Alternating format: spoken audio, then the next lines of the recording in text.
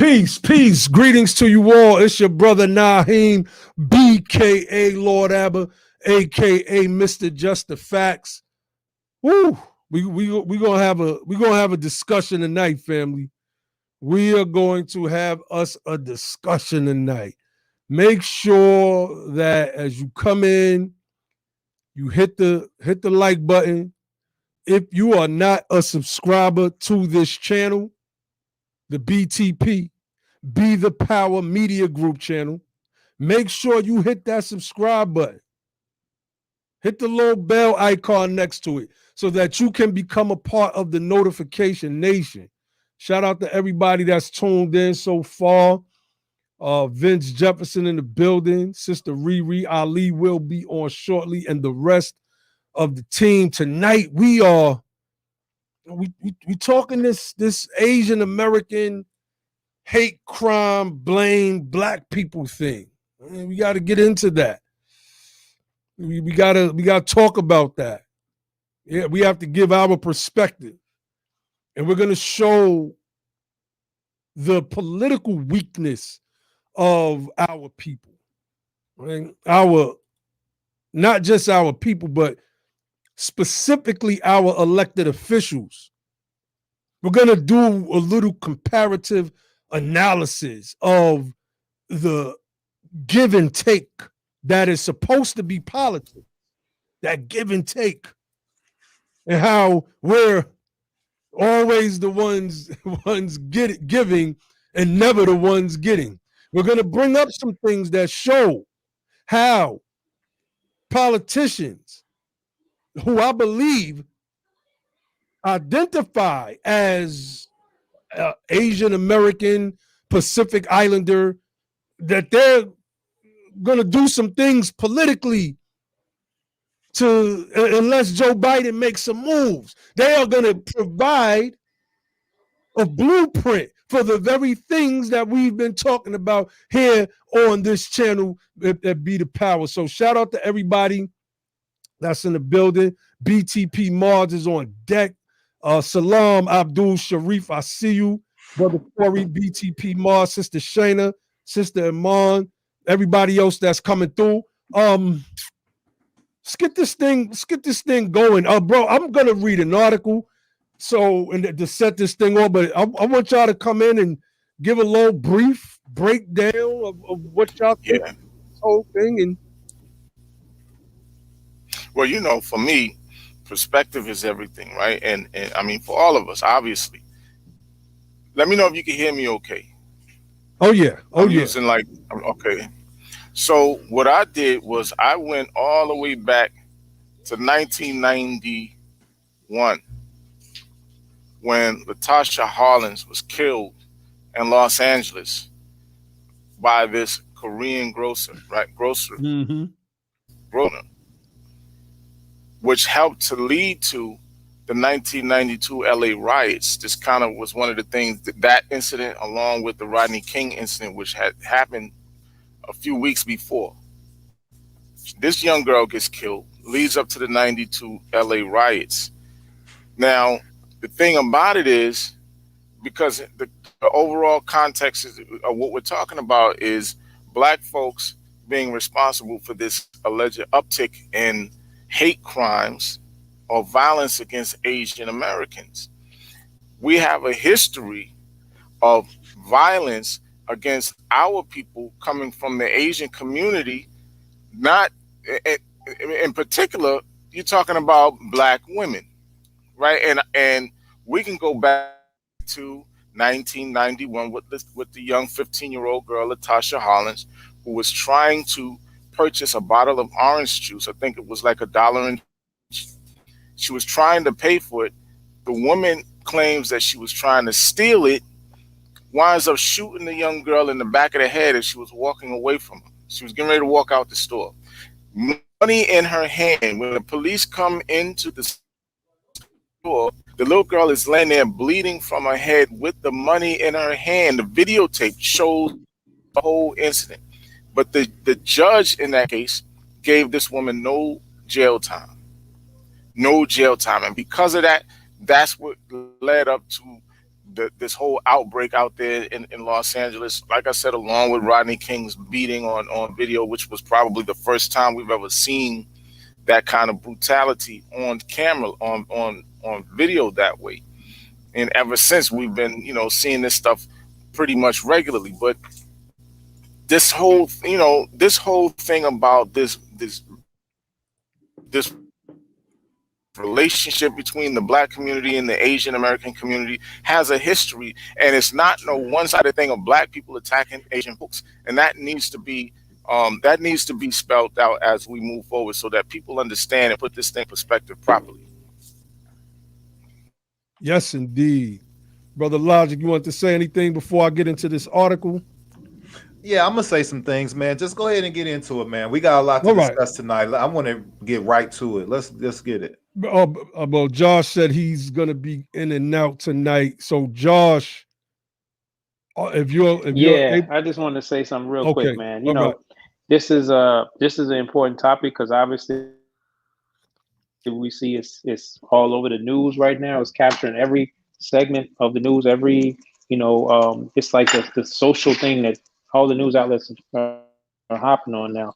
And I'm not trying to get into whether that's I'm not even want to talk about what we're gonna get into that. But all I want to say is, look, man, we gotta talk about this issue, and we got to talk about it in relation to us, because it's interesting because it's not what I'm seeing is not being explicitly stated that we're scapegoated. But when you don't say who you're aiming this angst at, somebody is the one that's doing the hate. Somebody is some party is the one that's the chief party in doing it, or the predominant party in doing it. And when you don't come out and say who it is, then you leave it open for people who it really is not about to be the scapegoat of that. So that's all I want to say as we jump into this information. Oh yeah. Well, look, we are America's doormats, so obviously we are those who are always getting scapegoated. And one of the examples we showed, I should say, right here, well, not on this specific channel, this is our newer channel, on our Be the Power channel, right? Where we showed how black men were being blamed preemptively because there were projections that were showing that Trump might win the election. Everybody start coming out blaming black men. I had the debate with Mice on. Y'all remember that one? And it was over the same issue, because one of the things that these people like to do is get our people to, I can't open that. Oh, that's no good. I was going to show this image. Is get our people to be the voices for other people. Biden is not for us. Hillary Clinton wasn't for us in 2016. They did the same exact thing. They did the same, blame black men. And yet we voted in record numbers again and again and again for these same people, for them to turn around and do absolutely nothing for us. But we're going to get into this tonight. Oh, we're going to talk some words tonight, family. So I want to read this article. I want my bros to come in. Shout out to everybody who just came in. Shout out to everybody that's always here, man. Sherry Thomas, MKey13, everybody else who I have not seen in the chat. Peace. I'm glad y'all here. Hit the like button, family. Share this out. We're having the discussion today, the Be the Power perspective, the perspective of the descendants of freedmen. We talking tonight. So this article by Craig Harvey out of Newsweek, which was published yesterday. I mean, what's today? The 23rd, 2 days ago, excuse me. 2 days ago, the 21st. Stop blaming black people for anti-Asian hate. Hold on. Let me see how that's looking on y'all's end. Let me read this thing. Let's read this thing. Let me blow it up. That's a little bit more.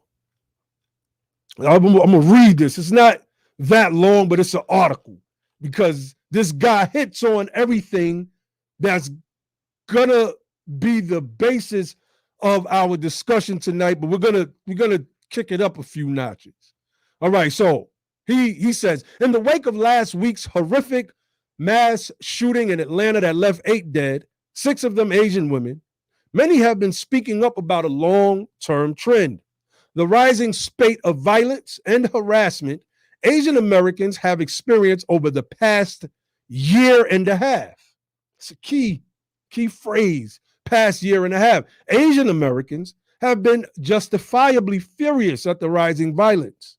The advocacy group, Stop AAPI Hate, we're going to get into them a little later, says it got 2,800 reports of hate crime attacks against Asian Americans last year. The Atlanta massacre sharpened the crescendo against the increasing wave of violence. All good people should be furious at this spate of attacks. But what we shouldn't do is use it as an excuse to blame Black people, as some have done. What he is meaning to say is blame Black men. Blame Black men. In op-eds and articles critical of the media's coverage of the crimes, some have taken to insisting that the lion's share of the anti-Asian attacks have been perpetrated by African-American youths, based on a few widely circulated videos on social media. These articles argue that the media has engaged in subterfuge to protect the racial identity of the assailants. Let me read that sentence again. It's important. He breaks that down later on in the article. These articles argue that the media has engaged in subterfuge to protect the racial identity of the assailants. It is simply a fact that the demographic disproportionately most likely to commit hate crimes is African Americans, quote unquote, as Andrew Sullivan put it. So here is the tweet from Andrew Sullivan. This is white supremacy at work, family. He says it is simply, first, he's retweeting someone named Ken Kirsch, who's probably a nobody, I don't know, but it looks like Sully Dish, they were responding to his tweet. Yes, to show that Black people commit hate crimes, not white people. And then a bunch of quote unquote, we don't knows. Good to see Fox picking it up. So naturally, if they're running with Fox News, that's why I tell the Black conservatives, man, the so-called Black conservatives, this is why I tell these people, y'all are crazy running with Fox News and Tucker Carlson and these clear white supremacists who at the very core hate your guts. But let's read what this guy says. It is simply a fact that the demographic disproportionately most likely to commit hate crimes is African American. I linked to the source. I cited white offenders as well.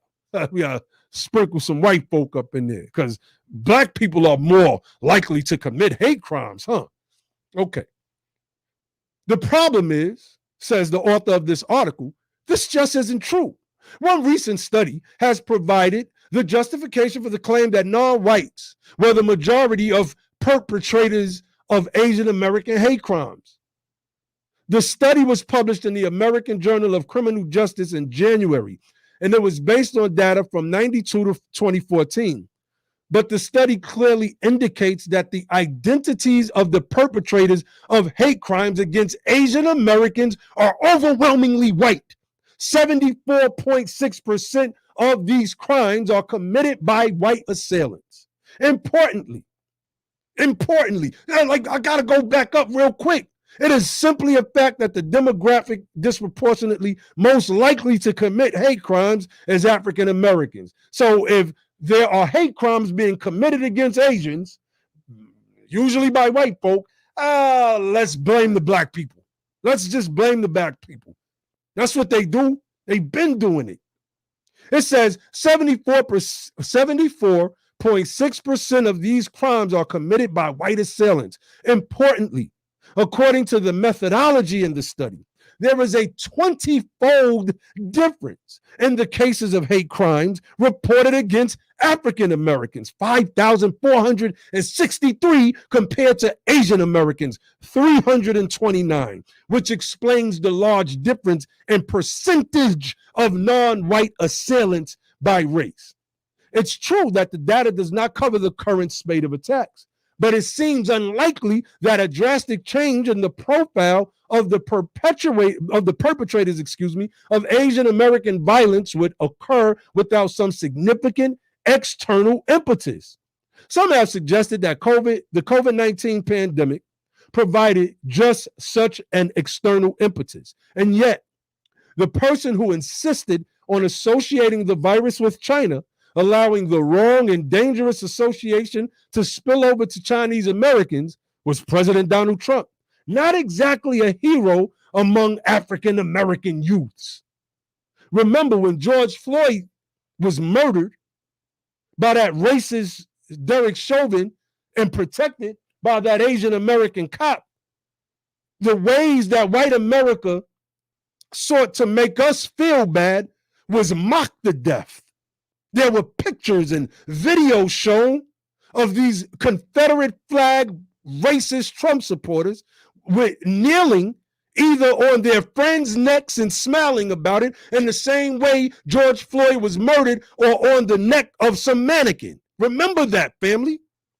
These are the perpetrators of hate crimes. Y'all not dumping this stuff on us no more. Let me get through this. And just as there's no evidence to suggest that the majority of these attacks are being perpetrated by Black Americans, there's no evidence to the other claim one hears a lot, that the lack of initial attention to these crimes reveals that the mainstream media is not reporting these incidents in order to protect the racial identity of the attackers. This conspiracy theory proposes that the media is protecting African American men, an ironic claim to say the least. If the media were doing such a thing, it would be the first time in historically, media representations of African American males, especially young men, have disproportionately portrayed them as criminals to disastrous effect. Think the Central Park case, family. Moreover, the idea that African Americans are being protected in this instance as perpetrators doesn't pass the red face test. Clearly, a few African Americans have engaged in this hateful behavior. I've seen the same videos everyone else has, but the identities of the assailants have been revealed. By what measure can we say they're being protected by the media? You see, there is no measure, is what this brother is saying in this article. Not only has the media not protected these assailants, but these videos of Black youths maliciously assaulting Asian American elders have become the face of #Asian hate, giving the false impression taken up by writers in these articles that they are representative of the wave of violence without any real evidence to back it up. I mean, family, this brother is going in on this article. I mean, he is really going in. And, you know, I want to kind of, every sentence is clear, but I want to bring my brothers on to, let me go here. He says, in fact, it is one thing that these articles have gotten right.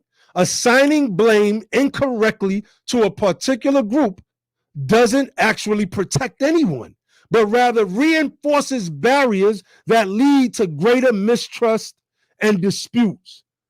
Let me see. I want to get to some of the good parts before I turn it over.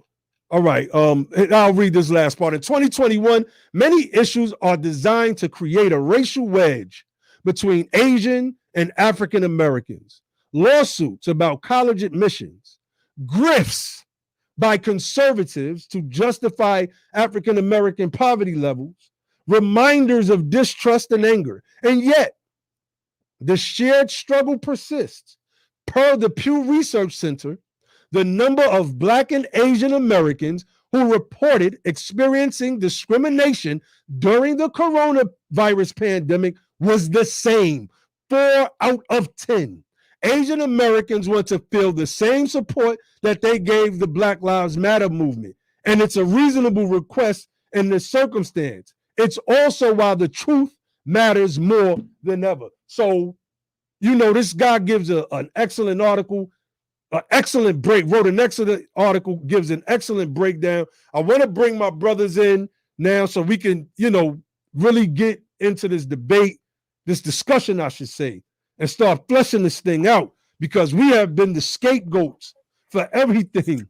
We have had the sins of America always, it seems, heaped upon us every year and driven out into the wilds so that we could be beat down and abused by the people, because they believe that if they put everything on us, America's sins are just going to go away. So, brothers, please go in. Yo, the people cannot ride your back. I was told this by my father and many other strong men that were influential in my life. They said, if you want to stop somebody from riding your back, stand your ass up. That's all you got to do, right? So we need to stand up and stand against these clearly contrived narratives and schemes to use our people for a political launching pad, right? And they paint these bogus narratives, what they're doing is so sinister, is crazy. Did we read what they're asking for because of this, right? And I know, so the recent attacks, right, was a European, a white American, right, who did this. But they're talking about rape. They're trying to frame this in black and yellow relationships. I don't understand it, right? That's what they're trying to do. They make everything in America. Black folks have to be the face of the problem, and then say, now we need $300 million, even though it was a white man that went in there and killed all these people in these places. You understand what I'm saying? But somehow black folks are treating us wrong. And this conversation has got spun into a black and Asian type of issue, right? They just totally absolve what has always been the problem in America, which is the lack of proper policing of white male activity, who are always historically have been the most criminal active element in society. It's just a historical fact. If you do a history of crime, right, the white male has always been the most hyper criminal in society, but he has been the least policed individual in society. He commits the most amount of crime, but gets prosecuted the least. These are facts. This isn't me just feeling some type of way. I'm just telling you what's real. You understand? So what are they asking for? Did we read what they were asking for? Because the type of response they're getting and the expediency that this has become a national issue is insane. They're talking about $300 million. They're talking about being a protected class. They're talking about all kind of stuff. And to be honest, I'm not mad at them for what they're doing, right? They're just playing the game, and the game is government, right? And politics is how it's played. I'm not upset with them for running their play like this, because they're just doing what they're taking advantage of an opportunity. What we have to do is close that window. We can't allow this opportunity. They got to figure out another way to get their bag. They can't get their bag off the backs of black folks. You understand? That's what everyone has been doing, and we have to close the window for that. We can't allow none of that, right? We have to do better at playing the game of government. They're just playing a good game right now, and we have to respond accordingly. We can't allow that. We can't go for that. Government is the game, and politics is how it's played. We have to see what's going on and move accordingly. They're showing you right now Asian solidarity. They're coming together in a way that's saying, look, we want to get a bag. We can parlay these incidents into some type of monetary plunder. You understand? That's what they're doing. And then we can't be the same people that see that, and then now we just get scattered. We have to stay laser focused and committed to what we're trying to do and show that same type of solidarity. So Ali, I know you got something, man. What you got, bro? Yeah, I have an article. It's actually a PolitiFact article that I wanted to read from. I don't know if the last article that you were reading from, Naheem, actually covered the numbers in terms of the percentage of the percentage of the crimes and what is actually being considered a crime or an act of hatred or whatever the case is. In these acts of hatred, they're trying to have these things classified as if they're crimes against Asian and Pacific Islanders. Did that article go into it? Because my feed got cut off. Yeah, my bad. Say that again. I'm just pulling Yeah, up I was the just article. Yeah, I was just wondering if that last article you read actually went into a breakdown of what it is that they're calling hate crimes No, or he all right. didn't. He touches on some statistics that showed that it wasn't what they're making it seem, but he didn't go in depth into it. I got Right. I got a graph you could pull up if you wanted to chart, or unless you're going to go into the article. But I got a chart that is accompanied with that information.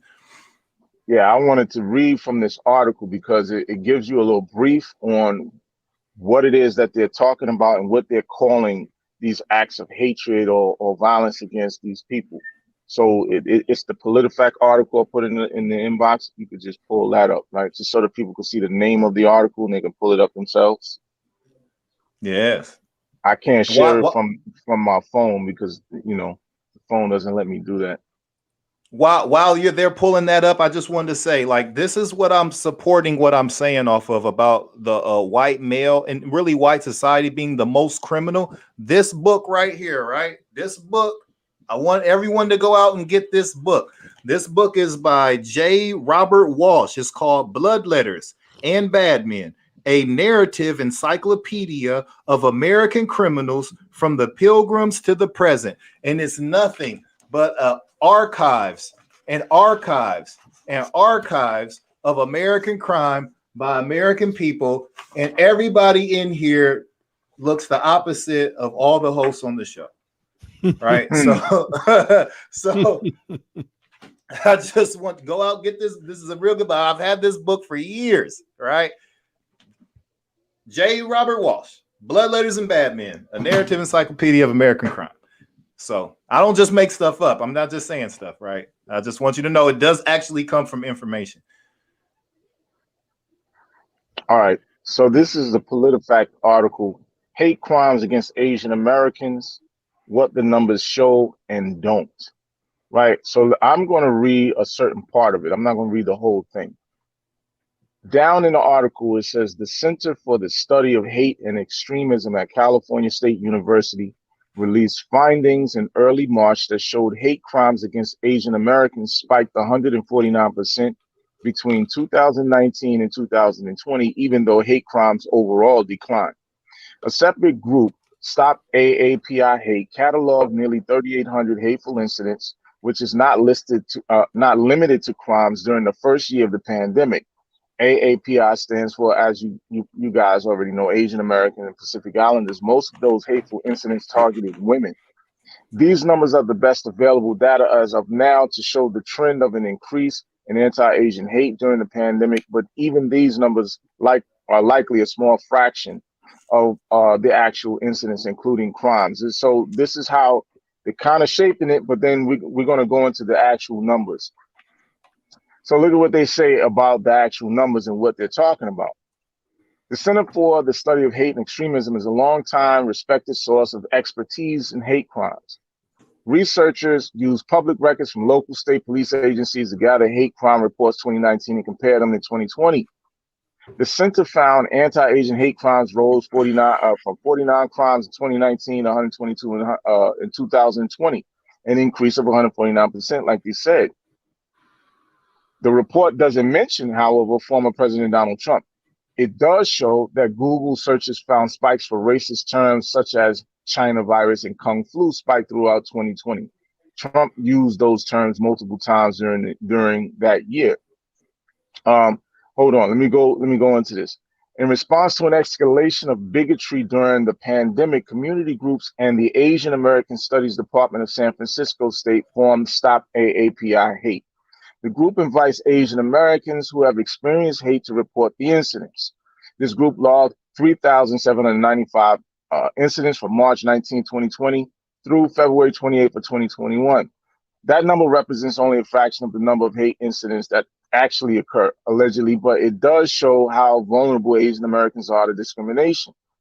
Listen to this. Verbal harassment and shunning, the deliberate avoidance of Asian Americans, made up the two largest proportions of the total incidents reported. Physical assaults comprise only 11% of the incidents, and Chinese Americans were the largest ethnic group at 42.2% that report experiencing hate. Now, let me just say this.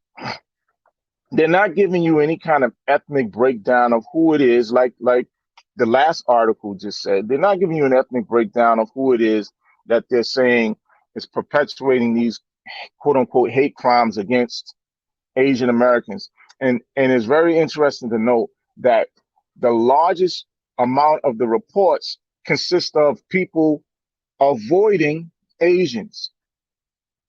And they're trying to have this avoidance of Asians, they're calling it shunning or deliberate avoidance of Asians, which is making up the majority of the reports. Like 80-some% of the reports is about people shunning Asians or having some kind of verbal altercation with Asians that they're calling disrespect or hateful dialogue where an Asian person may have been called a name, etc. And all we have is their word to take for it, because at this point, the way they're making this narrative, anytime you get into it with an Asian person at this point, they can call that thing a hate crime. And you know, Asian people have a history of being nasty towards our folks, particularly when you're in their establishments. You can hear things like, hurry up and buy, right? We were just talking about this earlier. How many times have you been in a place where you might have heard an Asian say, hurry up and buy? Like they want you to buy something and get up out their store. Or we've seen many videos where these people have attacked Black women in particular at the nail salons, at the beauty supply stores. You know, the last time, let me tell you something, the last time I went into an Asian Chinese restaurant I went to get some fried rice, vegetable fried rice is what I usually would eat from that place. Man, the girl that was taking my order, she acted like, what the hell are you doing in here? You know, why are you in here? That's the way she acted. Never went back to that store again. So we have a history, like I said earlier, there is a history of bad relationships with people of Asian ancestry in the Black community. And the problem is they often set up their businesses right smack dab in the middle of our communities. We're the ones that are supporting these people, and they act like they don't respect the fact that you even in there.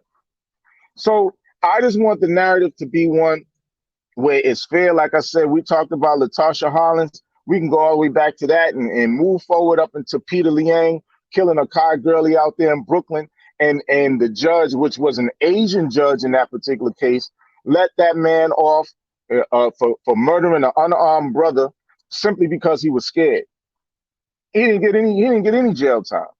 So that's my thoughts on it. I want us to be able to really start to dig into the history of what has actually been going on with our people and Asian Americans in this country, so nobody can paint some kind of crazy warped picture about Black Americans and the mistreatment that we allegedly putting on Asian Americans.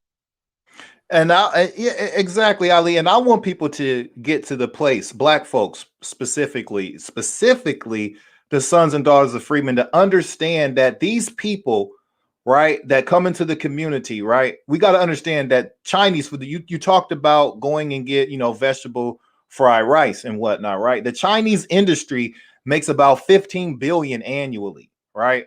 The Korean nail hair salons, nail tech shops bring in about 66 billion Before COVID, they were bringing in about like 72 billion annually, right? This is a major And when you industry. say the Now we don't Chinese industry, when you say the Chinese the industry, you mean the restaurant, Chinese food. Okay. Chinese restaurant industry. Yeah, my bad. The Chinese restaurant industry, right? That's 15 billion alone, right? So now we know we do not make up the all the profits and revenue that they generate, but we know that they're heavily in our community. We have to do politics different. We have to do economics different. We have to start offering up political and economic consequences when people come into this country, and not whether they born in this country or whether they come into this country. We have to start demanding respect. We have to start demanding our stake and exercising power. These people, right, won't, like, we're buying and patronizing their businesses. They treat you like shit. They tell you, I've seen personally these individuals pull pistols and guns on children, kick them out of their store, call them all crazy, follow them around, profile them, stereotype this, call the police, treat people very nasty and very disrespectful. I've seen it with my own eyes coming up in my own communities, you understand? And I know for a fact, these people wouldn't buy nothing from you. You understand? They wouldn't buy. They could shit on themselves, and you could have a roll of toilet paper, and you could try to sell it to them for $5. They would not buy it from you. These people do not fuck with us. You understand? I don't care what they come in the media and the public and say. The actions is in the economic activity. These people are very insulated group. Now, I'm not hating on them for being that. I'm just explaining the situation, and that you shouldn't be so willing to go and give all of your money to somebody when, guess what? You know how to do nails. Now look at it like this. That industry is making 60 plus billion a year doing nails and hair and things of that nature. Guess what, black sisters? You can do nails. You can do hair, right? You can do, but specific, y'all don't really go to them for hair, but specifically for the nails, right? The manicures, the pedicures, and things of that nature. That's billions of dollars y'all could be getting. So if I was y'all, I would just start going to nail tech school, getting those licenses, and stop fucking with them. You know what you want. Who could provide what you want more than you? The people who actually know what you want, right? They don't treat you all that good when you go there. Trust me. I got 3 daughters and a wife. I know what goes on. I hear the complaints.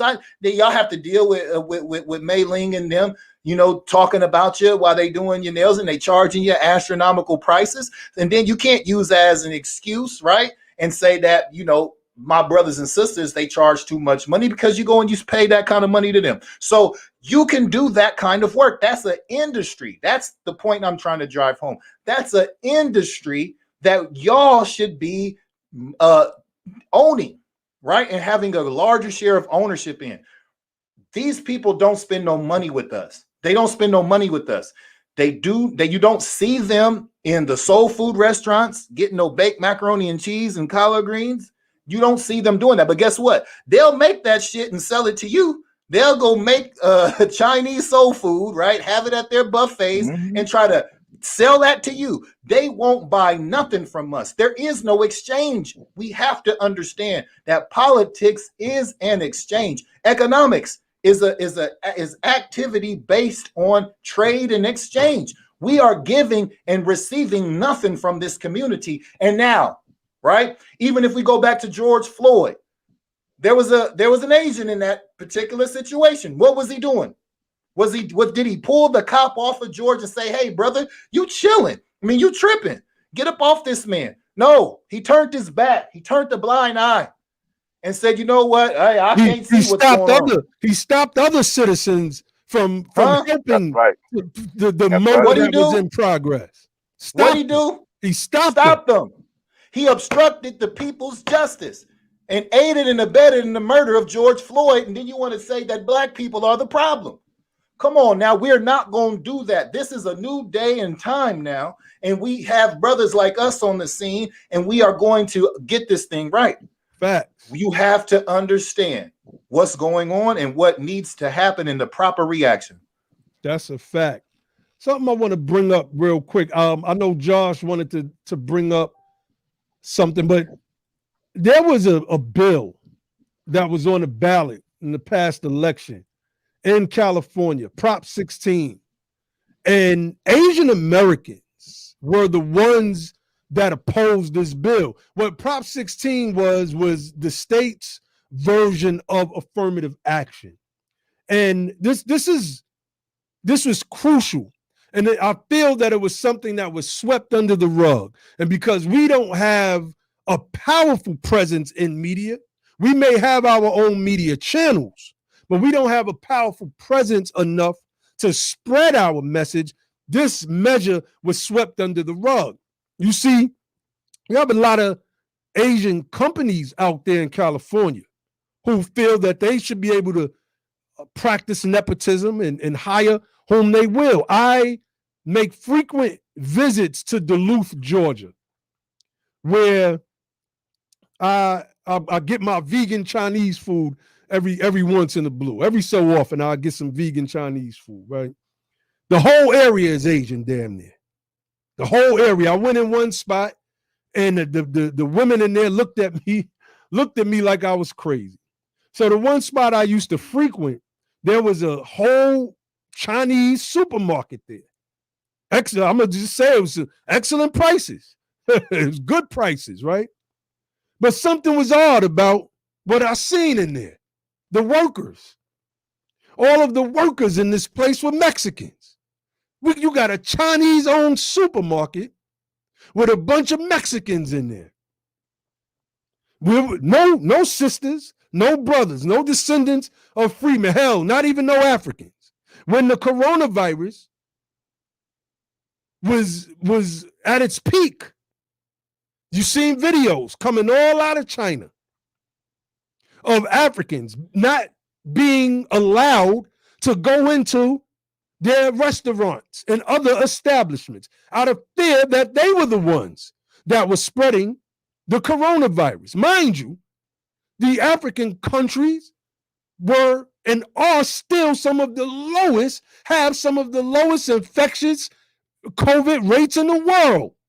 And the place where the virus came out of was discriminating against them because of the color of their skin. This solidarity doesn't work. I was trying to pull up this piece I believe Brother Ibrahim shared.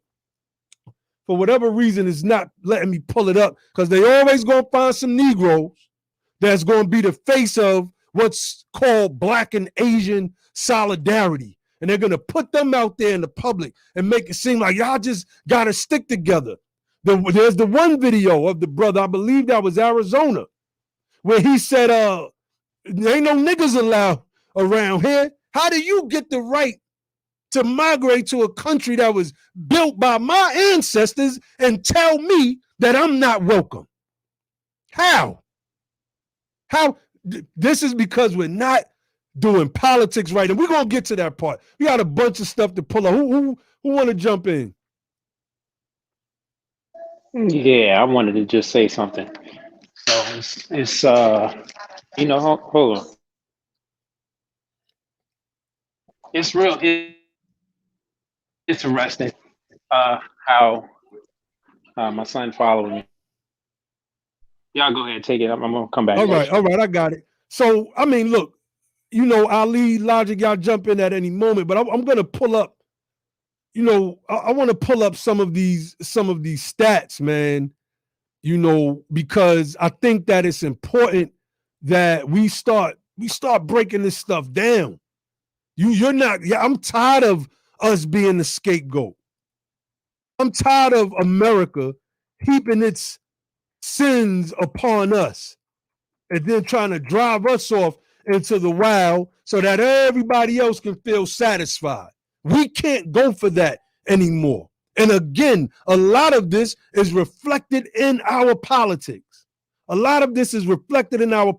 let's share some raw numbers here. Yeah, go ahead, Josh. No, I just want to say something real quick as you get into this. One thing that I thought about that kind of just struck me. They said, I'm not mad at him for playing the game, but I just think about, those 8 people getting killed in Georgia, and that was a tragic event, that those people got murdered like that. We don't know all what happened on that in the circumstances. and we don't know what the whole story was, but we know it was a white male who murdered among the 8 was, well, I think 6 Asian folks at that, I think was 2 massage parlors. And, you know, right after that, you see the president coming out. I mean, I don't know how they had this thing put together so fast, but the president came out and says, "Hey, we need to move forward." And I think he proposed like some acts of executive order or calling on Congress to act. Y'all fill me in. I forgot which exactly he was calling for, but I know it was he's talking about government action. He's talking about policy, right? But right after that thing, but you think about all the countless years where we were getting murdered in the street, where we were getting beat, where we were getting killed by the police, and you didn't see no policy come. You didn't see no cries by the president. The president was just he was going and saying Amazing Grace in the church when Dylan Ruth killed all them black folks in that church. Where was the policy coming from that? That's right. You see, Dylan Ruth can walk up in a church and murder our people. And his reason being that he is trying to push the race war forward. Where's the Congressional Black Caucus at? When we say that we need to become a protected people, where is the CBC? These people are useless cumberers of the earth, family. They are useless. Facts. This is why the Freedmen's Caucus now must get established. Yes. This is why we must step up and fill those seats, because we know what we need. We know what we want, point blank, period. And we're not going to have it anymore.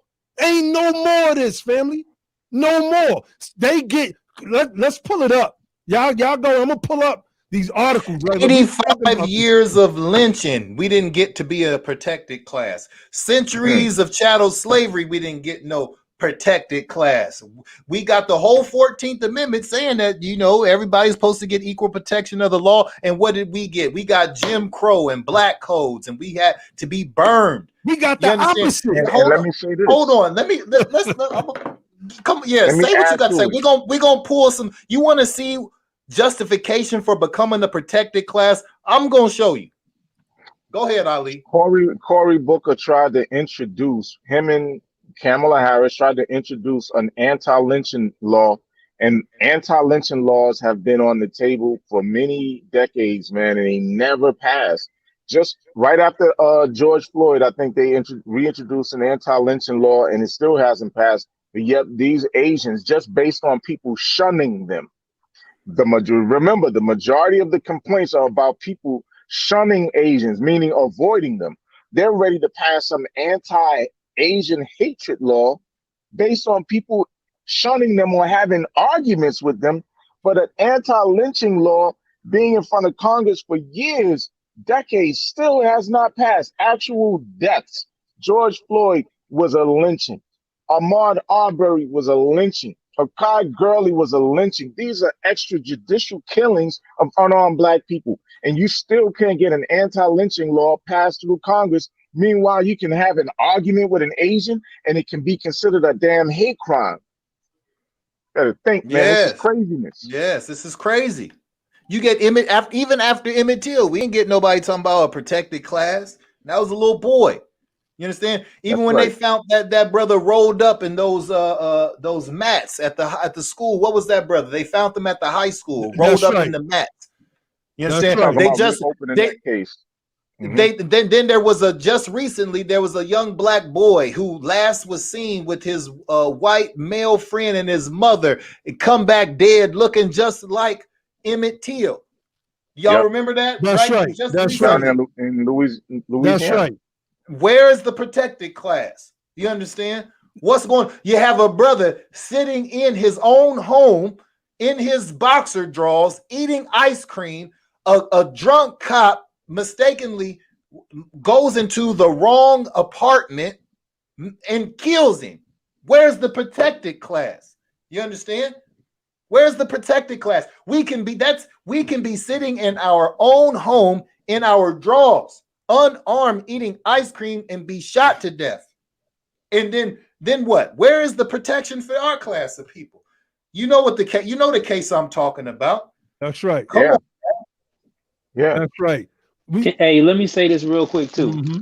Look, check this out. Gene Elliott will say, well, reparations, well, Native Americans should get it first. Joe Biden said, well, reparations, well, Native American get it first. Well, watch this. Protected class and you know, have hundreds of millions of dollars or billions of dollars to protect these people. Well, descendants of freedmen should get it first. Where's that language at? I don't hear that. Hey, y'all got to keep that same energy when you want to talk about somebody else should get justice and get government give government aid and get policy and get allocation of large amount of funds. Keep that same energy and make sure freedmen first get what we need. So let's segue. Let's camel back. Let us camel back. Let's talk about this thing tonight, family. Let's talk about it because we're going to be the ones that change all this. Know that for certain. We are going to be the ones that change this. The descendants of the freedmen, the spirit of our ancestors are moving this thing. Let's read this article from Yahoo Sports. Well, Axios. This is, Yahoo Sports, Axios. It says Axios here, but I'm guessing it's under Yahoo Sports. It is. AAPI community groups call on Biden. Again, that's Asian American Pacific Islander community groups call on Biden to allocate $300 million to address anti-Asian hate. Let me show y'all. My brother Logic shares this motto all the time. Government is the game and politics is how it's played. We are not playing the game, family. We getting played over and over and over and over again. This article and then this series of tweets that I'm going to read afterwards proves that we are not playing the game. We're getting played, and we got to get the CBC up out of here and institute the Freedmen's Caucus. The Freedmen's Caucus. Okay, let's get into this. More than 183 national organizations led by Asian American Pacific Islander community groups have called on the White House to set aside $300 million for safety and relief programs. Why it matters. The letter of demands was delivered to President Biden and Vice President Harris during their meeting with AAPI leaders in Atlanta on Friday, days after a white gunman in Atlanta killed 8 people, including 6 Asian women. Let's pause, because we brought up the Dylan Roof example. Dylan Roof can walk into a church. Any one of these Confederate flag waving racist crackers could walk up in a church and murder us, shoot us down like animals. No. $300 million set aside for the protection of the descendants of freedmen. This is why specificity matters. This is why it matters. Let's read. It says, he got Amazing Grace, though. Barack Obama saying Amazing Grace. Yeah, you know. Didn't he and he did the Blue Lives, yeah, and the Blue Lives Matter law. He turned around and he did Blue Lives Matter. Right? So let's finish. It says, of note, earlier Friday, Biden in a statement called for the passage of the COVID-19 Hate Crimes Act. Biden working for them people, right? When it's us, it's the rising tide lifts all boats. When it's them, we got y'all. The Asian American, the COVID-19 for the Asian American, but I got y'all. Just boom. Here are the PowerPoints. Expedite the federal government's response to the rise of hate crimes exacerbated during the pandemic. Support state and local governments to improve hate crimes reporting. Ensure that hate crimes information is more accessible to Asian American communities. Now look, I'm not faulting them for wanting this, right? This is when you're in government, when you're a part of the citizenship and you are electing representatives who are supposed to work for you, these are the things that you're supposed to ask for. Details of the AAPI request: $100 million to go to the AAPI groups to develop programs that are, hey, Black Lives Matter got what, 98 million? I think it was. Let me continue. Only the difference is they're going to use this for their purpose, right? To develop programs that address discrimination against Asian people, with an additional $200 million requested in the next federal budget for, quote, longer-term community safety, recovery, and resilience, including funds to help hate crime victims report incidents in their language, receive mental health support, and navigate government resources, money to help organizations advocate for victims and survivors, resources for creating alternatives to law enforcement, such as violence prevention and crisis intervention. You know, when it's the Negroes, just go in there, choke them up. What Trump said, they be too nice when they putting them in the car. Say, I like to see them just get them in there. Like, don't worry about crashing their heads into the top of the cop cars. And who's more likely to be put in the cop car in the United States of America? You guessed it, right? But this is what they're asking for: resources for creating alternatives to law enforcement, such as violence prevention and crisis intervention. I don't know. Maybe I'm interpreting that wrong. Funds to help AAPI, essential workers and low-wage workers, quote, confronting the twin pandemics of COVID-19 and systemic racism. That's really interesting, because the people disproportionately impacted by COVID-19 insofar as infections and deaths is Black people. The highest unemployed people in the United States of America were not eligible to receive unemployment benefits. Why? Because those people weren't working. They weren't working. So they didn't even get unemployment benefits. Like, family, we have to get political. I don't even want to read no more of this. I don't need to. Y'all see where this thing is going. Y'all jump in. I'm about to pull up. I'm hot right now with this whole thing, because I'm watching, right, how these people have been stepping all over us. They've been stepping all over us, and they got mad. They got mad when groups started to step up. I'll say the name, ADOS, and say we have specific demands for our people. It just so happened that the people that was leading that, they wasn't right and exact, or as we say from where, they wasn't copacetic. So those of us that's really about this, we got to step up now. We got to make this thing pop. So y'all go in. I'm pulling up some tweets right now from Manu Raju, and I want to show y'all what's going on that was powerful. with this AAPI thing. Yeah, those tweets are powerful. You're going to clear logic. I got a screen I'm trying to share. Pull my screen up, man. You want to know what we get, right? And like, this is what we get. This is what we get right here. You understand what I'm saying? It was less than a week of the shootings at the massage parlors and whatnot, right? Until we started seeing policy talk from the highest level. This is what we got after George Floyd. We had to, and this is nothing. And this is after cities had to burn, riots had to happen, mass scores of people. We had to kick off a whole national movement just to get take off scarves and people to get on their knees and take photos. But we come from a history of this. Hold on. Look at this, right? We're going to get to that other picture in a minute. Look at this, right? That coon. We're going to get to that coon up at Howard. Hold on. Let's get back, man. Let's get back focused, man. Look at that. That's what we get after 85 years of this. 85 years of this. Look at it, people.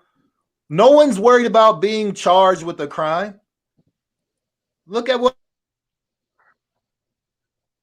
we had to go through. Nobody's worried about being charged with a crime, people. Look at this. Look at the pictures. Look at the faces, right? Look at this. Look at the atrocities. This isn't slavery, folks. Actual atrocities, not somebody shunning us or avoiding Yeah. us because Look at that. the kung flu may have came from. Yeah. Yo, This it's isn't crazy. rhetoric. This is somebody's uncle. This is somebody's brother. This is They want to somebody's compare father this to the term to this. kung fu. And they want to tell us forget this. This wasn't during slavery. Somebody who alive right now remembers this happening to this man right here. You understand? Somebody alive is still carrying this pain. You understand? Like this isn't look at somebody was related to this man That's who is right. alive right now. You Look understand? at that comment on the screen, Logic. What we got? And almost a year has passed, and the George Floyd bill is still not enacted. Still not enacted. Still not enacted. Come Come on on now. now. Come on now. It's our time, family. It is. It's if we are not serious about doing politics, I don't know what the hell. What else is there? Right? Let me just say before I pull these tweets up. I jumped on Sarnetta. I ain't go on his channel. I jumped in the chat, and the brother was over there he was talking, Brother Jabari. And, I sat back because I just can't get into none of that stuff no more. To be honest, I don't be wanting to debate about no Moorish history, no Islam, Kemet, Hebrews, none. I just don't want to get into it no more. This is too pressing. This is too important. And I put a comment in the chat. And I said, brother, when are you going to, because the brother is into politics. I said, when are you going to come over? No, I said, we would like for you to come over to the Be the Power channel and talk politics with us, brother. Because there was some people with Egypt, fake Kemet, I'll call most of them guys fake, was accusing him of some stuff. And he had to go on there and speak. There's a reason why I'm bringing this up. And he said, you know what, Lord Abba? You're right. I don't feel that I talk politics enough. It's like you get caught up in that world of just talking about this hamster wheel of nothingness, right? This hamster wheel called escapism that we constantly find ourselves running on. That it don't even turning and churning, don't even make butter.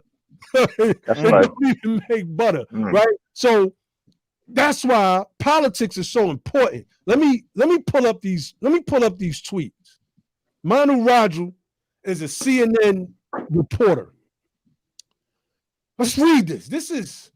Can y'all see this? Can everybody see this? Yeah. Oh yeah. Powerful. Tammy Duckworth. She's I believe a House rep. Tammy Duckworth just told me. Duckworth. Is she a House rep or a senator? Don't worry about it. I got you. You're right. Tammy Duckworth just told me she's voting no on Biden nominees. She's a senator. Okay, senator. That's because I was like, wait a minute. She don't have the power to vote no on a Biden nominee. Tammy Duckworth just told me she's voting no on Biden nominees until president makes commitment / appoints AAPI picks to key executive branch positions. She found it, quote unquote, insulting that a senior White House aide last night pointed to Harris's South Asian roots when asked about AAPI picks. Let's unpack this. Let's start with the last thing first. And now, you know what? Let's go through it. First and foremost, how many black senators do we have? One. One. No, right? two. But one. But one. Yeah, two but one. Two but one. Okay. We get all of this. And I don't even know which one would be, which one you want to accept and which one you want to throw away. It's that bad.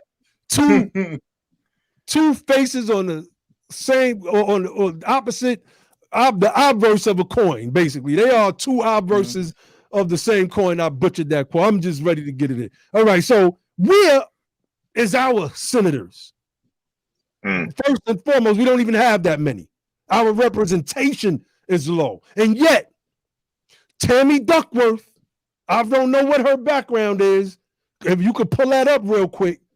Senator from Illinois. Senator from Illinois. So is she a white American, or is she's connected to them in some kind of way? Oh, there she go right this there. is Macy Hirono. This is let's pull this one up. This is Macy Hirono. I believe she's from Florida. I mean, not Florida. Hawaii. I believe. I can't. I'm going to anyway. Hirono is joining Duckworth in this stand. They are indicating that they will vote against non-minority nominees on the floor, not in committee, which could potentially allow Colin Kahl to advance out of Senate Armed Services tomorrow. Whatever, I don't know. I didn't do the background research on that. But this chick right here is joining Duckworth in this stand. That looks like Duckworth to me. She either they twins or she look identical to Duckworth. This is Duckworth. My bad. Yeah, I think this is Duckworth. I don't know these people's faces. If they could be sisters. They look awfully similar. That's Forgive me, family. I don't know these people's faces like that. I don't know these people's faces like that. But let's go back up for a minute. Let's go back to this. Okay, Duckworth said she has informed the White House she will oppose the nomination of Colin Kahl as the Pentagon. So basically, she said, I'm not confirming no white folk if you don't do this AAPI thing. Duckworth says Asian American lawmakers were told the USTR and White House budget director would be Asian American. Yo, I got you, Duckworth, chill. On these specific offices or whatever they're called, cabinet positions, we're gonna make sure we got some Asian Americans up there. I got you. It says, but after Neera Tanden's nomination collapsed, she said it appears the White House is going in a different direction. At least she was promised it. She was promised it, right? But I want to get back to this real quick. The initial tweet that I brought up. Tammy Duckworth just told me she's voting no out there. She said she found it insulting that a senior White House aide last night pointed to Harris's South Asian roots when asked about AAPI picks. Basically, they told her, well, y'all got Kamala. She's the vice president. Isn't that what they tell us when we speak about reparation? Y'all got Barack Obama. That's right. That was y'all's reparations. Y'all don't need money. Stay at the bottom economically in the United States of America. Y'all got Obama, who is a horrible president for African Americans, particularly those of us who are descendants of freedmen. Go ahead, brother. I had a bastard tell me that he could be our children's reparations by teaching our children. Some immigrant from somewhere, I don't know where he was, from South America or something. This bastard had the nerve to sit and talk on this was online. He was talking about, I'll be your reparations. I'll teach your kids. I was like, man, we don't want people like you anywhere near our kids teaching that BS garbage you want to teach them. Get out of here, man. You can get hurt talking like that around the right people. You know what I mean? Fact. And look at what we got, Naheem. You talked about the senatorial representation, and I'd even go to far as say we don't have no senatorial representation at all. Like a lot of y'all, right, counted. Like I don't even know if anyone was counting Kamala when she was the senator. I don't even know who was counting her. Most of y'all didn't even know who she was till she started running for president, right? So we got Tim Scott, Raphael Warnock, and Cory Booker. Which one of them represent us? Just let me know. Tim Scott is a Republican. You got Raphael Warnock and you got Cory Booker. Which one of them represent us, man? I'm just trying to say, policy-wise, who is representing the people? Which one of them are going to make that kind of statement and that type of stance that Duckworth made? And you voted for these people, man. Y'all came together. We tried to get Tamara Johnson-Shealy in. Y'all raised all type of hell, and y'all got this nigga in there, Raphael Warnock.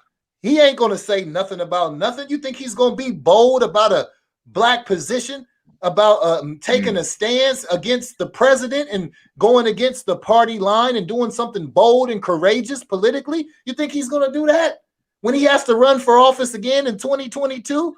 You think he's going to do that? No, we do not have warrior statesmen in there fighting for us. That's right. They're in there fighting to save their seats and save their job and save their ass. We need to unseat these people and start giving out political consequences for those who do not serve our people's interests. We have to start voting our people's interests. You understand?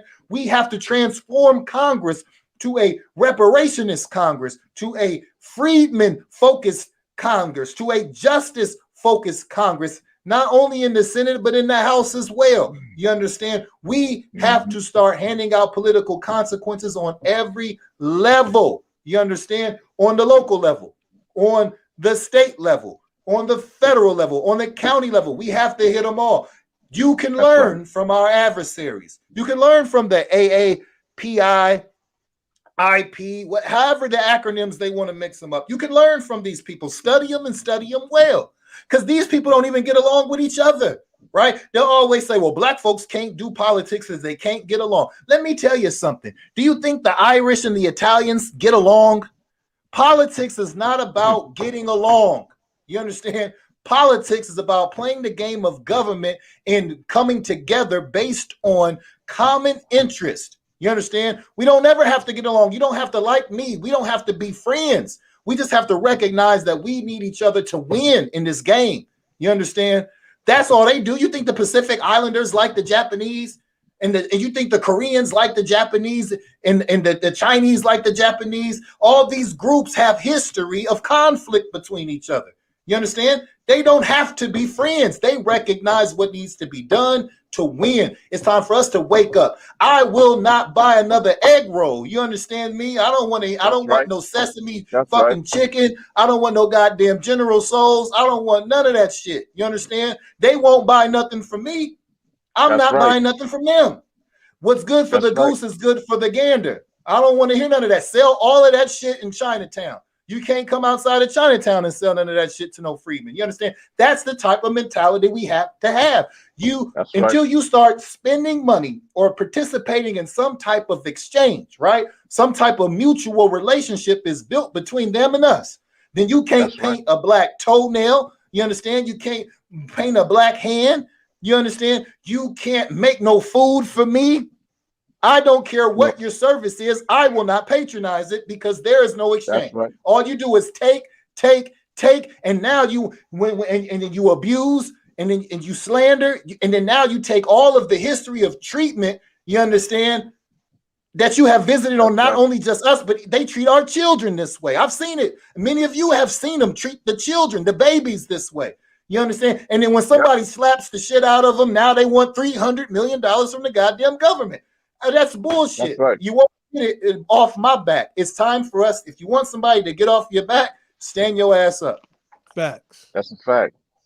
That's a fact. And you know, to the point you made, right here in Harlem, there are a number of black establishments, black-owned restaurants. One of the most popular ones is one called Sylvia's, right on Lenox Avenue, near 125th Street. Another one is a joint called Amy Roofs on 116th, right off of Lenox Avenue, between Lenox and 7th. Going to either one of those spots, you're not going to find Asians patronizing those businesses on any given occasion. You're not going to find them in there, right? And these are two very, very popular spots that a lot of white people actually patronize, particularly Sylvia's. For a long time, white people have been going to Sylvia's restaurant, and it's like a staple in the community.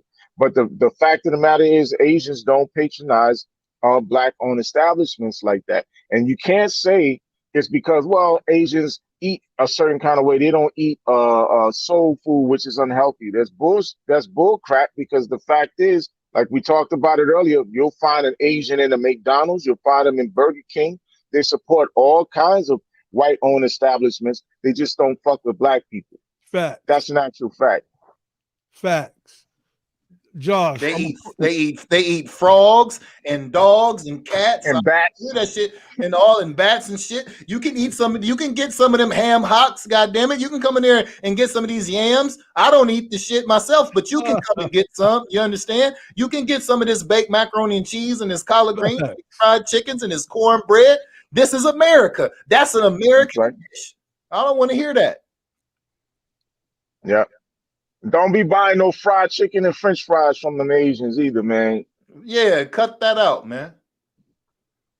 Yeah, man. They don't mess Well, with us I want like I that. want to offer a slightly different perspective when it comes to what we're talking about here, because a lot of times people are talking about, because we just talked about being able to offer a consequence, right? Well, look at the wealth levels. This is the DC metro area. This is coming from a report called The Color of Wealth. It's in the Washington D.C. area, Washington D.C. metro area, and we break the wealth down. This is the first one that I've seen.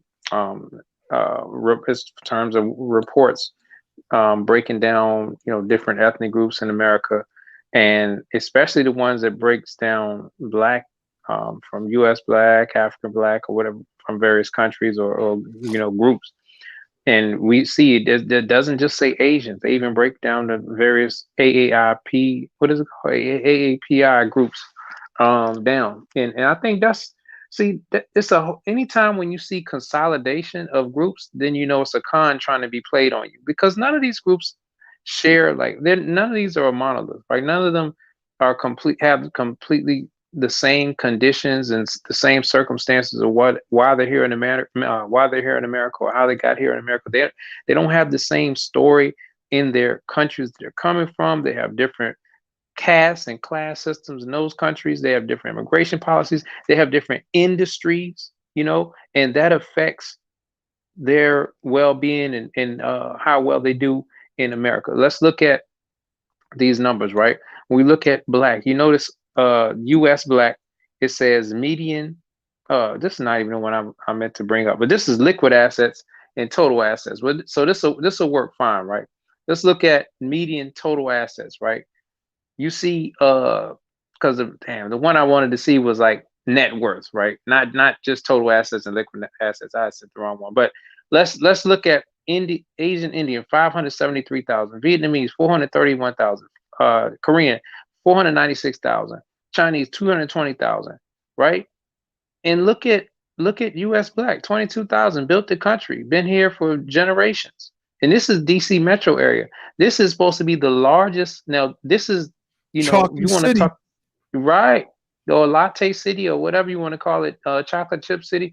Now, but this is supposed to be the most wealthy Black area, on average, and in the media in the whole United States. But look how far they not like they you can put a zero and you still have to double it. You can put a zero in our total assets, and you still have to double the number to even get close to some of the other That's groups. crazy.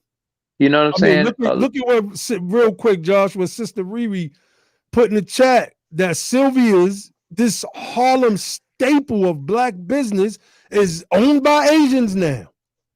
Damn. Yeah. Like we I mean, got see, and example after example. Yeah, go ahead, bro. this is kind of the question I wanted to. I mean, this is kind of the point I was trying to make. It's not now, like, it's not as simple as being able to offer.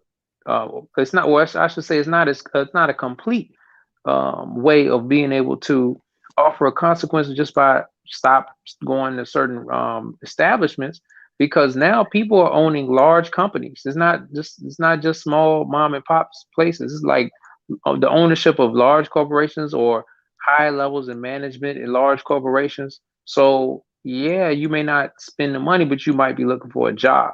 You know what I mean? And often, a lot of times, these people may be people from some of these groups may be at the place of employment that you're looking to work, and you have to you still we and there's still maybe some holdover of the same sentiments as the people who may have that you saw in the video beating the woman in the grandmother who's trying to stop the conflict, who's trying to de-escalate the conflict, trying to beat the grandmother in the head, with the sticks and the poles and the dustpans and all that kind of stuff. I don't know if y'all had that video from that nail shop, but these are things like, so we cannot allow the onus of, like, the claim the claim that they're trying to make from the government to be pinned upon the most downtrodden, the most oppressed, the most bottom casted group in America, And that's just terrible, man. That's just terrible. But it's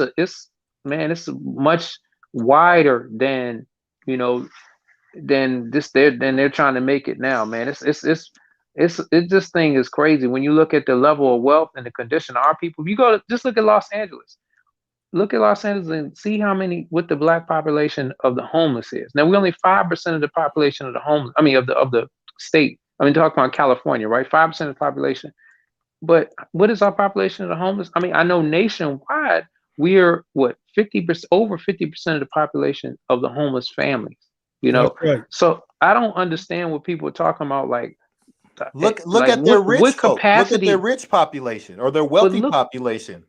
Their yeah, their wealthy population. So out of the top 10 most wealthiest communities in America, Maryland has 5, right? And Josh just broke down some stuff that's going on in that area. But California has the number 1 and number 2.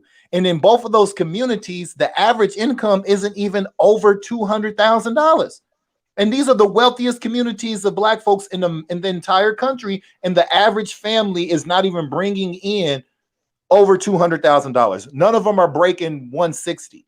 Like the average, now I ain't gonna say none of them are, but the average in either one of those two communities isn't over. I think one's 157 and the other one's 153. Right? None of them is over 160,000, and that's the wealthiest community in Black America. That's a problem. So we gotta we not only looking at this thing at what it looks like from the bottom with the homeless, us taking up that, but look at what is considered to be the wealthiest among us, and that's right, nothing compared to white wealth. That's nothing. right. That's what it takes to be in the top percent of black communities in America, is for the average of that community to just be making over $150,000 in income. Come on now, family. There's a problem. Yeah, and I saw something. We were talking about it earlier. You look at like the tech companies. I believe Google said that they're. I don't know if Ali, if you were planning on touching on this, or if you want me to get in, if you want me to hold off, or you don't mind me getting into it now. Well, I'm just gonna say Google have, was commenting on. I guess they were trying to show solidarity and whatnot, and they said that their agent, what is it, AAPI, workforce population consisted of about 41%, and that, I mean, you think about that. It's a much larger representation as opposed to the total population in America currently. Um, Now, if you think about that, being that that's the workforce population of Google, I mean, just I wish somebody would tell us what the Native Black American or descendants of freedmen workforce population is.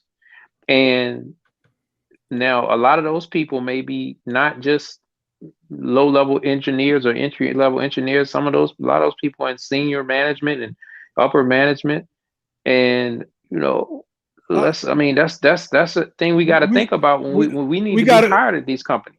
My bad, y'all. We got a question that I believe deserves some attention. West Coast Rise Ministries asks, so how can we bridge the cultural gap between the Asian and Black communities? Who want to start with that one? I don't know why. I don't understand the I don't understand why the question is being asked. I understand what he's asking, like bridging the cultural gap.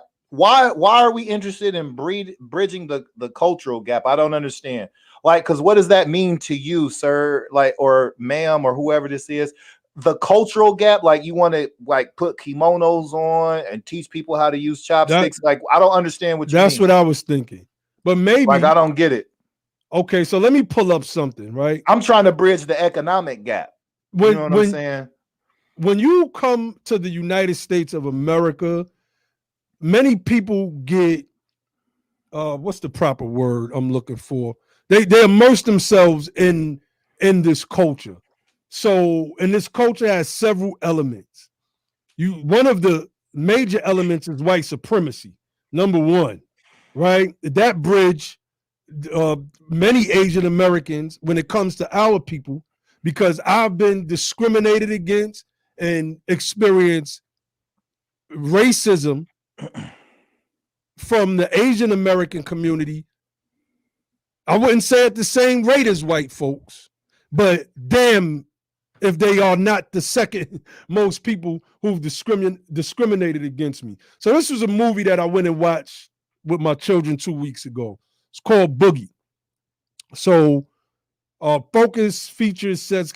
So it's this Asian American guy, right? He's a basketball player. Pop Smoke is in the movie. I believe Pop Smoke was killed while the filming of this movie was going on. And I want to let me share some more of the images. I want to listen to what he said. Listen to what this individual said next. They said, because we're like, this is the answer to our question of and the people in the chat's question about why this even matters. It says, because it's the culture that's keeping us divided. Not first and foremost, I don't give a fuck. Right? I don't care about being divided with them. That is the furthest thing from my mind. I care about justice. I care about prosperity. I care about progress, right? Why do I care about, because guess what? If they have enough sense and enough mindset to set up business in the Black community, they don't live there. They don't set up residence there. You don't see them living among us, right? If they wanted to create a cultural connection with us, they could just easily move into our neighborhood since they think it's important enough to make money. There's an economic interest there, but there is no social interest there. So why would we go out of our way? See, this is that kind of slave. That's the slave mind. We need to build these gaps. We need to make these bridges with them. For what? For what? It makes absolutely no sense. And you say it's not the economics that divide us. It's the economics that makes us powerless in this country. The lack of economic power. Without economic security, we can be secure in nothing else. You are worried about cultural connections. Our people are suffering from the lack of economic power, brother or sister, or whoever's using that handle. It's not about, what do you mean? What can bridge the gap with cultural Asians? And what benefit is it to us to close that gap? There's no evidence that it's the mind of Christ. What? He believes, or she, I believe, that love conquers all. Let me tell you something. Love has not paid nobody's bills. Love has not kept the lights on. Love has not stopped Black folks from being lynched and burnt and cut up and auctioned off in this country. Love has not passed no policy in America. Love did not break the chains of. Tell him, come Logic, on now. Wait, Logic, come on. Tell him, under what name were they doing this under? Under Christianity. Under Christ. The Ku Klux Klan says in their literature, they're a Christian organization. You understand? You talk about through love and through Christ conquers all. What world do you live in? What world do you live in? Pay your light bill with love. You understand? Pay your mortgage with some love. You understand? Get some policy passed with love. It takes political action, solidarity, commitment. You understand? Focus. You understand? That's the things it takes. It takes actual work. You talking about because Christ conquers all. Then everything should be done already then. What the hell is he waiting on? Then get out of here with that, man. I was making the point with the I ain't going. I'm gonna just briefly touch on it because I'm gonna go in depth on this when we do the book club, family, which is coming up Wednesday, the 31st. That's next week. The Devil You Know. I'm gonna touch on this somewhat, and this is this movie called Boogie, right? And it's an Asian American with if you close your eyes, you think he was a Black guy. Right, his mannerisms is the culture. It seems like this guy and many others who immerse themselves in Black culture have already bridged that gap that you're speaking about. Right, if this is what you're speaking about, I don't know. At the end of the day, he still has his culture, and this is one of the things that the movie is showing. Now, his girlfriend in the movie, she's a What is she from? I think Trinidadian, if I'm not mistaken, or something like that. Pop Smoke, who's also in the movie, he's half Panamanian and half Jamaican. This is the result of us as a people, the descendant of freedmen, the formerly enslaved, being pushed out, not only economically, in all forms of business. In Hollywood, we got Africans coming over playing the roles of Aretha Franklin, playing the roles of Harriet Tubman, playing the roles of Martin Luther King Jr., playing all of our heroes. Well, the descendants of those people in the same acting field, trying their best to get on, get passed over for people we've never heard of before to play these iconic roles under this guise that they act better. They went to, is it Juilliard's? And they do classical theater better. You don't need classical theater to play Harriet Tubman. You don't need classical theater to play Fred Hampton. You don't need that when you live the experience. This is what Jamie Foxx told Idris Elba when he was being cast for Django.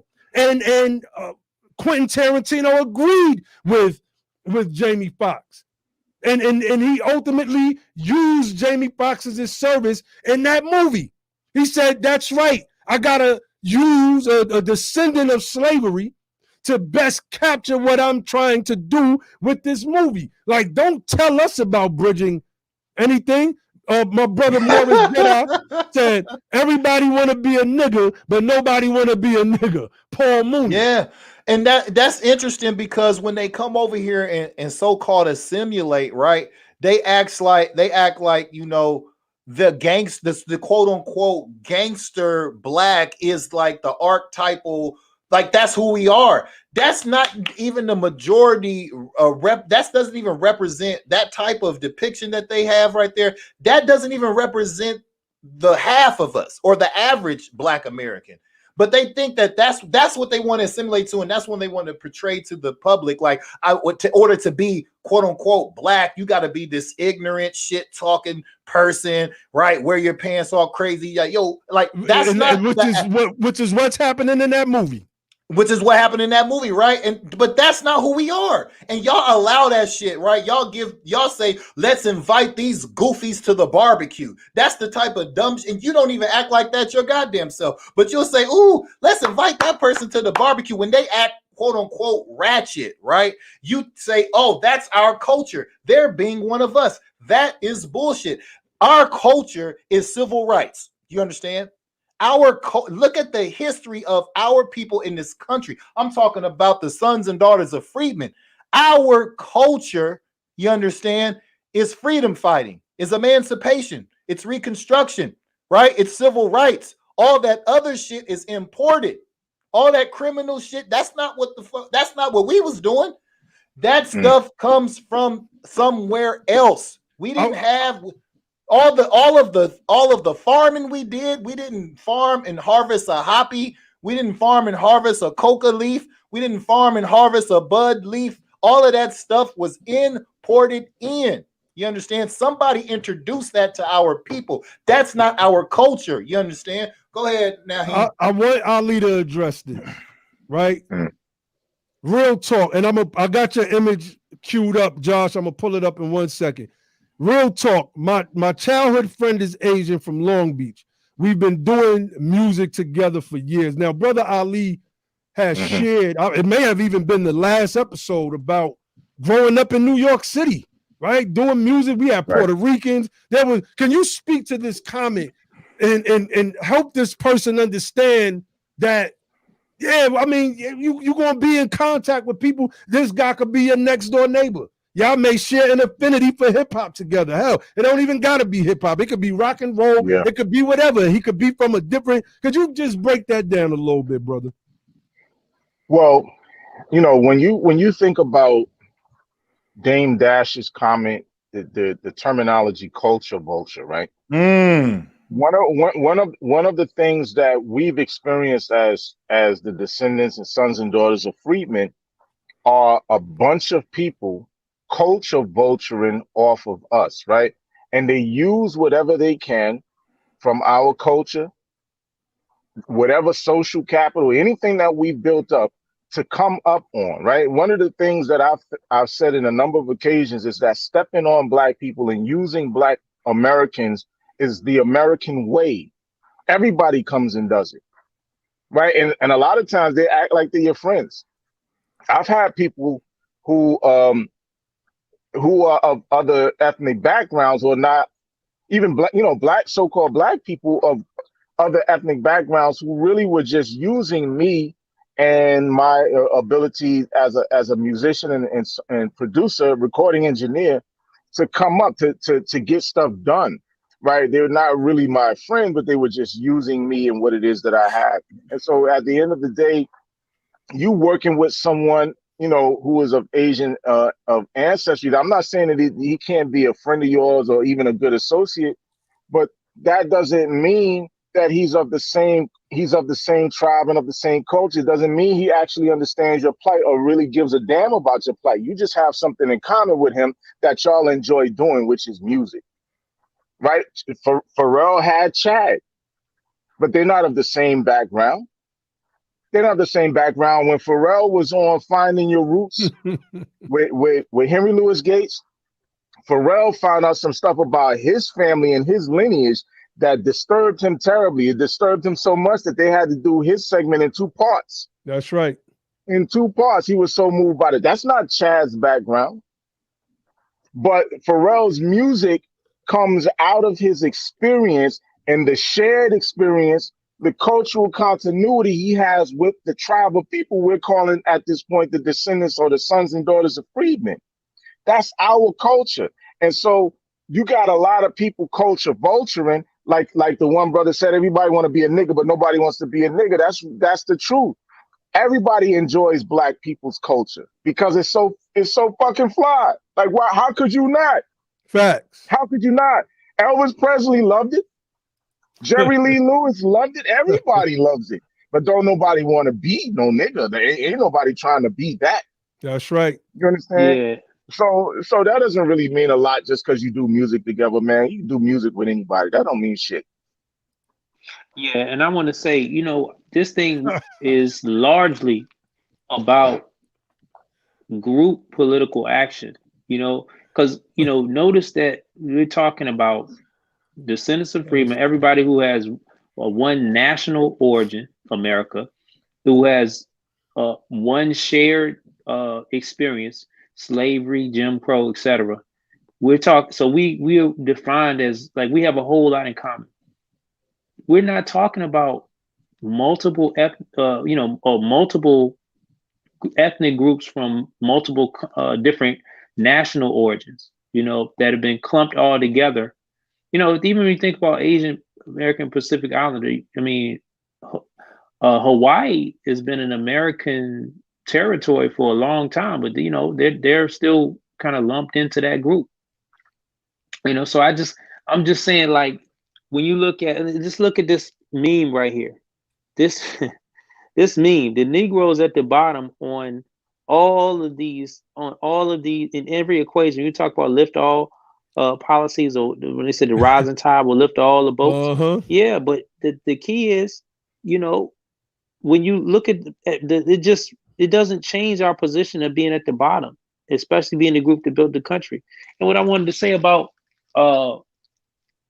we can't take individual examples and try to make it like, it's not about individual hate or individual guilt or whatever. Like, all of us gonna have friends and family and loved ones, people we build relationships with or we do business with from all over the place. What we're talking about is group politics, man. Like, you see, they're doing group politics. They mishmashed a whole bunch of different national origins and ethnicities into one group to do collective politics.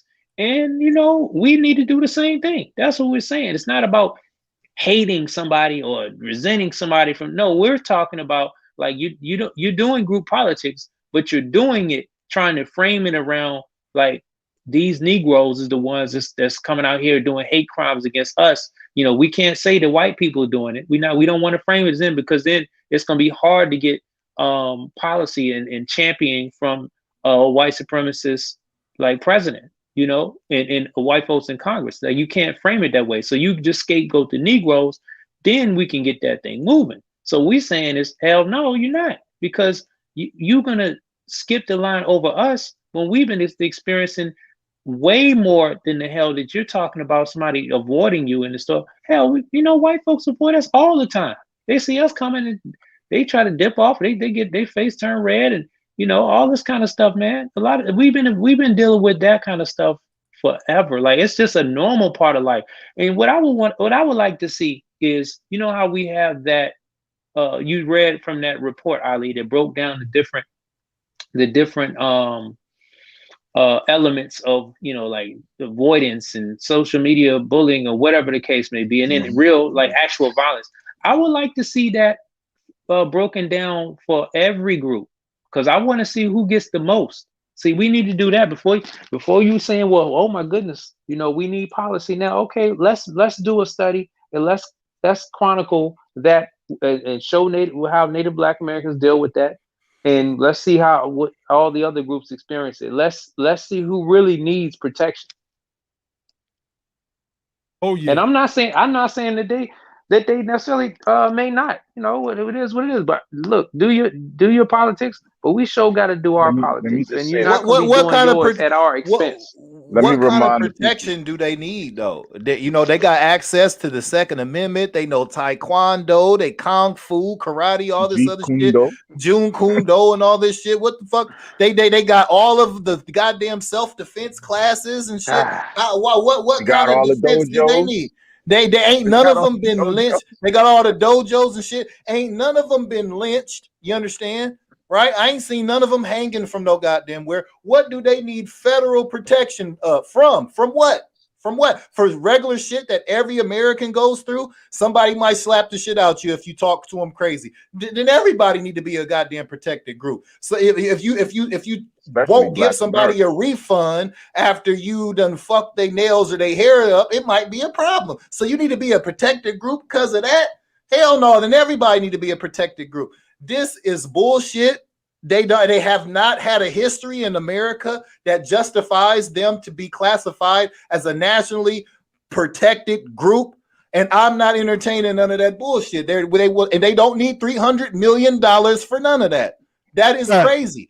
Fuck them. And you know, fuck up somebody in here and they get the shit slapped out of you. Now you want $300 million. That's America. What they talk about? This is America. Right. You don't like that shit? Go home. You know, but hey, look, right after that last shooting, White House says Biden will consider executive action as Congress votes on gun control bills. You see, you know, they're gonna mess around and give it right back to the Republicans in 2022. So the Republicans don't care if mass shootings happen. They know that they benefit from it. Most who are invested in the gun corporations, the gun lobby, the NRA, et cetera, all a part of the right-wing extremism that we see manifest since the early 1700s in this country, and finally got a chance to wave their rebel flag in the state's capital, right? So you know, there's just so many different places that we can go with this topic, man. I pulled up that already. Let's pull up this one thing before we, you know, I don't want this to be lost on the conversation, and then I'm going to get into our fundraising efforts for our Juneteenth celebration. Family, we are trying to have the biggest, dopest barbecue in America on Juneteenth after we do our reparations rally June 18th. So let's pull this up real quick. Anybody familiar with the state of New York understands that when you pull up most government pages, DMV, child support, whatever it is, family court, or whatever the defects is called, and I think it's ACS in New York. Yeah, ACS. The pages are going to look like this. Official. This is the Office for New Americans. And It says, let me blow this up a little bit more so everybody can see it. Look at what this thing is. This is why we got to reestablish the Freedmen's Bureau, family, and we will. We will. It says creating a network of neighborhood-based, quote-unquote, opportunity centers, increasing access to English for speakers of other languages training, preparing new Americans for the naturalization process. Oh, wait a minute. Preparing new Americans for the, so it's people here already that have not been naturalized? But wait, how are they new Americans and they haven't been naturalized? Exactly. Do y'all see the con people? Do y'all see it?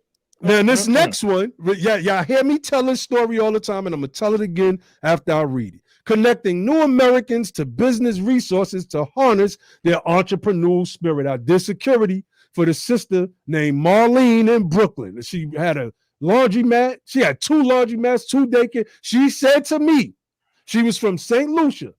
Is it St. Lucia or St. Croix? St. Lucia. She said, Naheem, she said, I was trying to purchase the dilapidated buildings in Bed-Stuy. The Jews was buying them up. They were buying them up, fixing. I'm like, I need to get in on this because they jerking our people. I ain't jerking my people.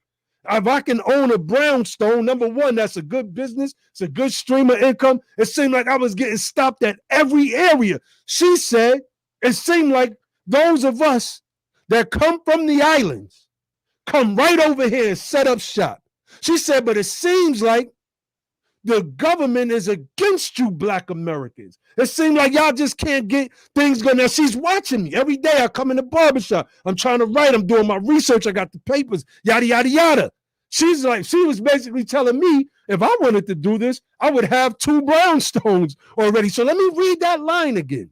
Connecting new Americans to business resources to harness their entrepreneurial spirit. We must reestablish. I ain't even reading all the rest of this stuff. And mind you, again, new Americans are people that are not even naturalized citizens. These are actually illegal aliens that they're talking about. Yo, that's the new term for illegal aliens is new Americans? New Americans is the new terminology. That is crazy, yo. They're killing us right now. They are killing us. Cold.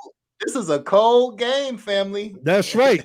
But we have not been, we have not been as politically active after Martin Luther King. We got it. Martin Luther King Jr.'s loss was grave to our advancement because he was moving in that freedman spirit. There's some people that may have had some issues with some of the things that he did. Malcolm X has some issues, right?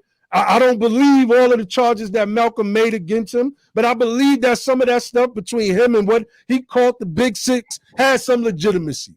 Maybe King wasn't privy. I don't know. I can't try to even speak for the man, but I know that the things that he did do moved the needle for us politically. Right. What were they? Right. What the Civil Rights Act and the Voting Rights Act legislation. We're not even talking about the local stuff. Let's talk about the federal stuff. These were nothing but remixes of what was passed during Reconstruction for us, family. Remixes. We got to get back into that spirit. I can't get lost in talking about the Moorish Empire and how we ruled Spain for 700 years, et cetera, et cetera. I can show the correlations of how they did us then and what they did to us now. I can do that. Yeah, that's fair. But I can't get stuck in that history. I can't get stuck in pyramid texts and Dead Sea Scrolls and the King James's version of the Bible. I can't get stuck there, family. We're going backwards. We're going backwards if we're not moving forward politically.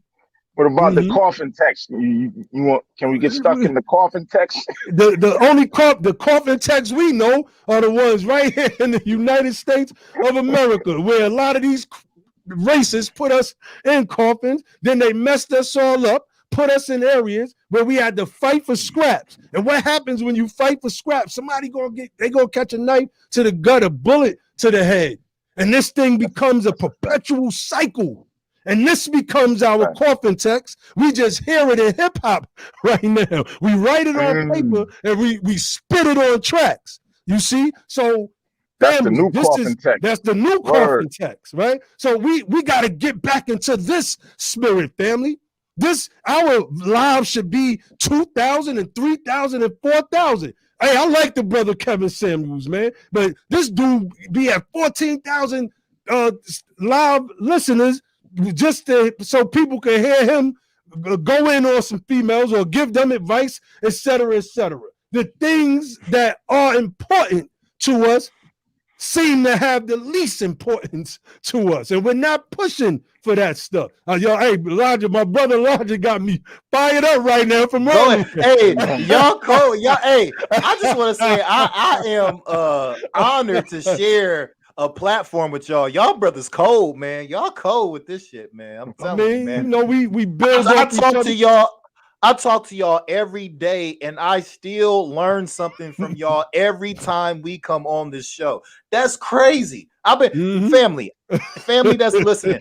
I've been building with these brothers, right, for like a decade, and I am still learning something from them every single day. If you don't have friends like that, you need to get you some new friends. If you're not learning something from your friends every day, get you some new friends, please, because that's not edifying, family. These brothers keep me sharp. I'm telling you now. Oh, yeah. Oh, yeah. So, you know, we wanted to come on here tonight and touch on this Asian American Pacific Islanders piece.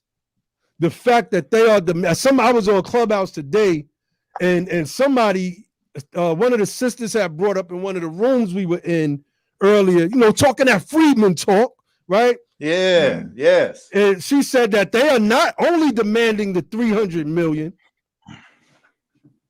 they are also trying to demand $200 million annually.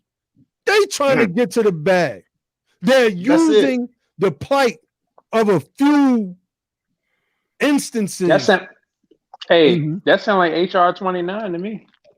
Hey, yo, that's exactly for those that don't know about that bill. And we gotta come back. We keep saying we're gonna do it. We have some fire topics that have been coming up, but we are gonna get into those early Freedman bills in depth. People need to know what was going on, how those bills inspired. What was his name? Josh Thomas Vaughn. Am I saying that first name right? Walter Raleigh Vaughn. Walter Raleigh Vaughn, which then inspired Sister Callie House, the true mother of reparations. The true mother of reparations. Talk to him. Talk to him, so and that stuff died out. Again, Martin Luther King Jr., he was the last vestige of our freedmen ancestors. The last vestige of getting things done for us. Or the brother Ty Harper was saying earlier that I think he was saying that MLK was the last black lobbyist we had, if I'm not mistaken. We don't got no.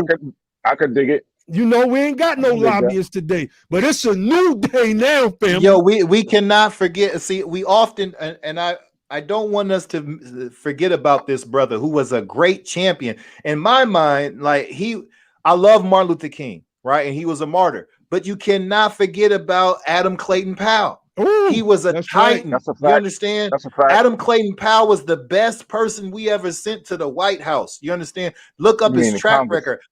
I mean, well, yeah, that's what I mean. Not to he sent to the Congress, U.S. Congress, D.C. You know what I mean? But you know what I mean, right? He's the best person we sent to D.C. now. That's the type of, like, we need an Adam Clayton Powell movement. We need to breed statesmen. That brother was down. You understand? That's right. And he was unapologetic. Like, he was almost like understand what I'm saying? He was almost like a Donald Trump type to us. Like, he'd go up there and say whatever he wanted to say and unapologetically said that shit. And the people loved him, and he did for his people. He was out there in Harlem holding he was a real one. And he knew how to play this American game. He knew how to do this thing. And we need more Clayton Powells. A lot of people forget about that man. I love Martin Luther King to death. But we do not talk enough about this man and his policy and his track record with the people. Clayton Powell is a titan among our people, family. Yeah, he was definitely. They portrayed him good in what's the name of that? The Godfather, the Godfather of Harlem. Harlem. Excellent Yeah. series, by the way. Yeah. I hope they bring the second coming back, season I of that think. back, because you know how they do ours. What was that? The Underground. They stopped that. They stopped the Get Down. The Watchmen. The Watchmen, man. Yeah. I actually started watching it again last night, and I was like, you know what? I'm a hold off, because I was in such a zone. We trying to put this festival together, family. Let me pull that up real quick as well. You know, we doing it for the culture, right? Because our culture is the freedman culture. And this is our Freedmen's Rally at Juneteenth celebration. We're trying to raise some money. We have a rally on June 18th at Liberty Plaza at the state capitol, a reparations rally. We're calling all of our people in the area, or if you can get there, we would love for you to come down for the weekend. We would love that. If you can get down to Atlanta for this event, it is going to be powerful. The next day, we're trying to have a big family reunion, a freedman reunion. God, come on now. A Talk freedman reunion. This is this represents, I should say, our jubilee. This represents our freedom in the United States of America. And I know they have some little small celebrations going on, but I was told by some locals who were born and raised here that they don't really have no big Juneteenth events in Atlanta. So we trying to have food. We trying to have a live band, dinner DJ, and then let the evening culminate in fireworks. We're trying to mix the 4th of July and Easter into the same, into one ball. So come dressed down to your socks. Come dressed down. Come prepared to build with your family so that we can network and we can start. Our children can get to know each other. We can get to know each other a little bit better. Right? This is what this thing is about. This is what this thing is about. So I'm going to put this link in the chat for the family. And if you can, donate what you can. $1 will help. $1 will help. Yes. There is 71 people watching in this right now. 81 across all platforms.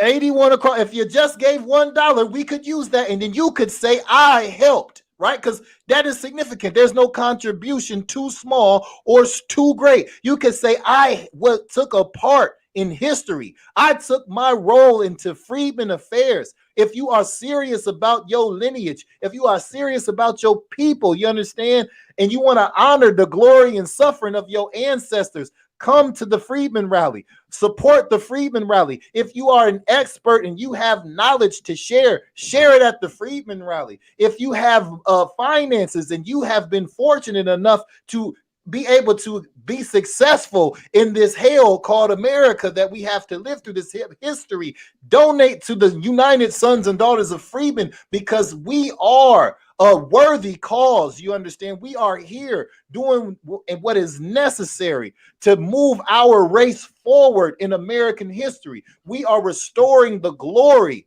of our ancestors, right? People forgot about that. The Freedmen movement has set the country on fire. You understand? Right. And the Freedmen movement was founded in 1865, but was lawfully incorporated on May 21st, 2020 in the state of Georgia in the county of Clark. You understand? That's right. With the United Sons and Daughters of Freedmen. And we are making a unity call with freedmen societies and freedmen people all across this nation. And we are calling for y'all. The great meeting is on, family, June 18th. Be there at the Freedmen Rally. If you're an expert and you know somebody who wants to speak, we got the Capitol building for what, 2 hours? Or what we got it for? 2 hours. 2 hours. We I may extend it if we could get some more speakers. We might extend it. Now, come on, family. Show you if you never supported anything, support your lineage and support the Freedmen Rally and the Freedmen Jubilee Juneteenth celebration the following day. We are going to be doing our lineage history and our lineage reverence with an American perspective. We're going to show you the true purpose and the true meaning of red, white, and blue. Oh yeah, oh you yeah. Understand? So this, I just put the understand that, right? link. This is. Go ahead, brother. Come on now. This is an American thing. This is an American thing we doing now. Now I don't mind you having a red, black, and green background, but keep it in the background. When you come to the rally, it's about red, white, and blue, and we're going to teach you why. We're going to teach you why. We have to have an American-centered perspective if we want to be successful in America, family. Trust us. We got you. That's right. That's right. So as we hit the 2-hour mark exactly, that link to the GoFundMe is in the chat. You know, we got some donations last night, man. Shout out to the family for coming through. We're gonna try to find a way to transfer that. I don't know how to do it, but I'm gonna figure it out into the.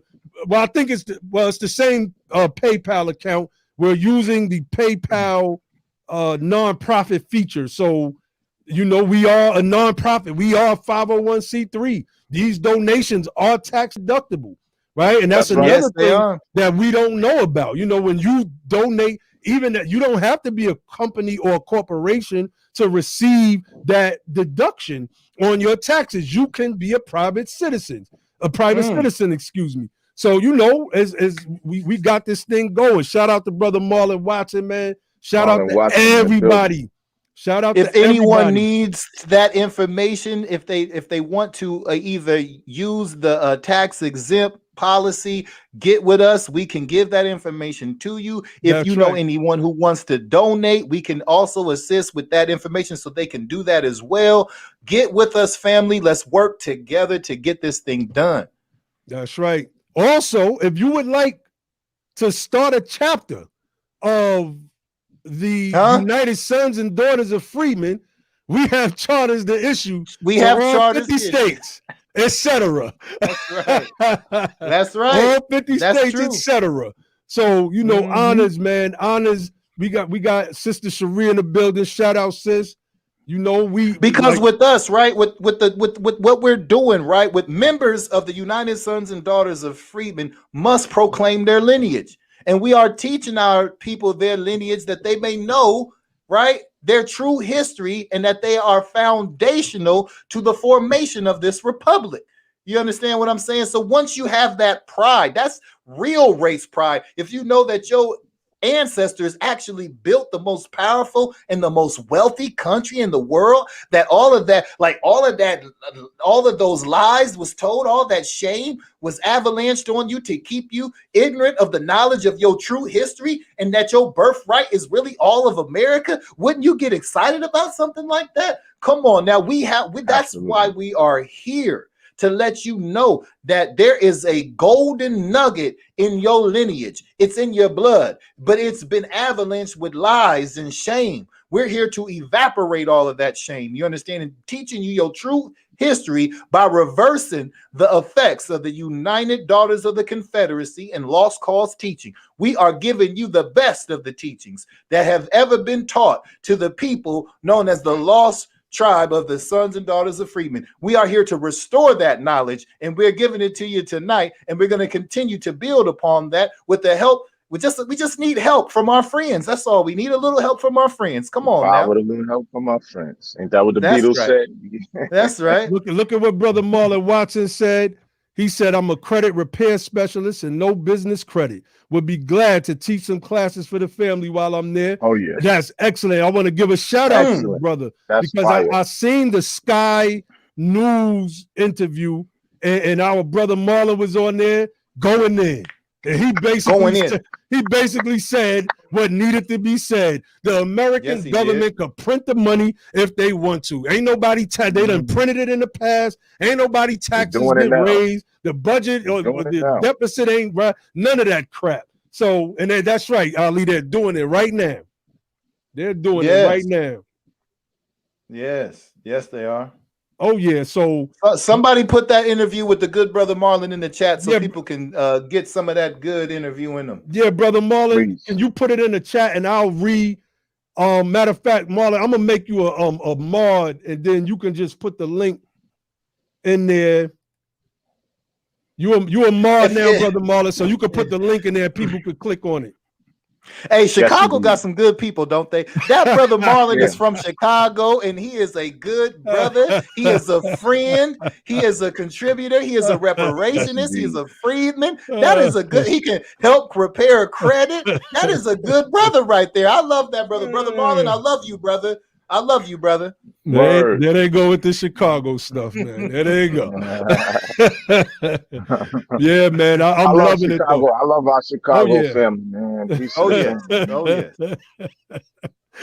Riri said, "Oh boy, here we go."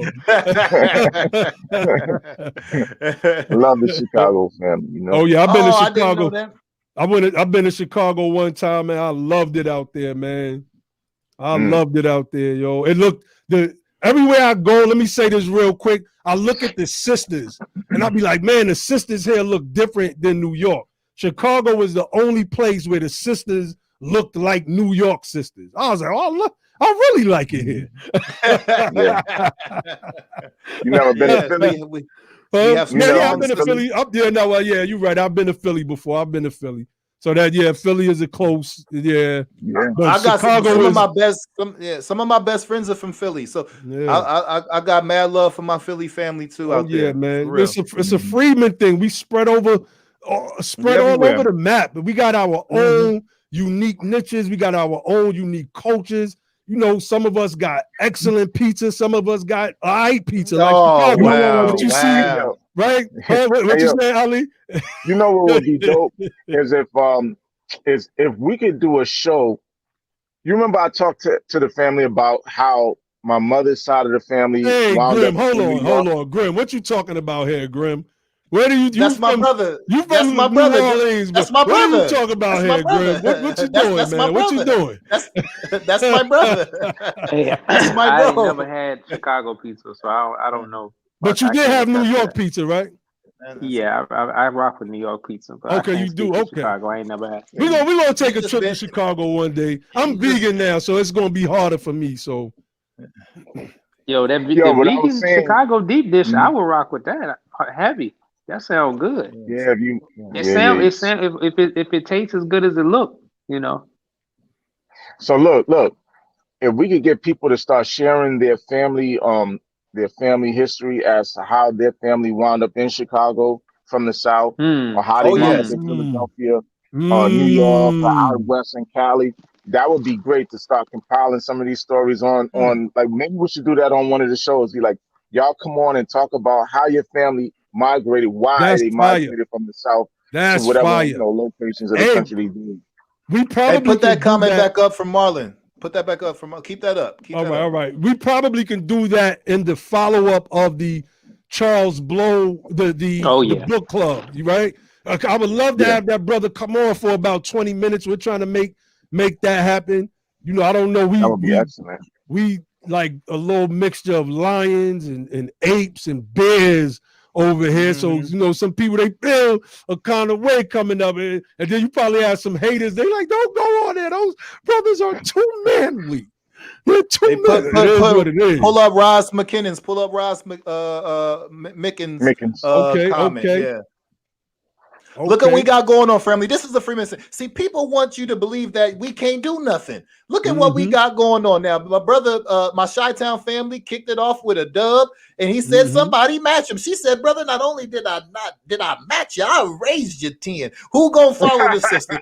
Can somebody follow the sister? Somebody follow the sister. Now we having a Freedman party here tonight. We are hiving the bees, the Freedman bees for justice. Now that honey is that reparations reward. Don't you want that reparations honey Huh? Because that reparations honey is that reparations money. You understand? And we have to hive the bees in order to get it done. We have to do the work. Be at the rally, family, in order to make the rally a success.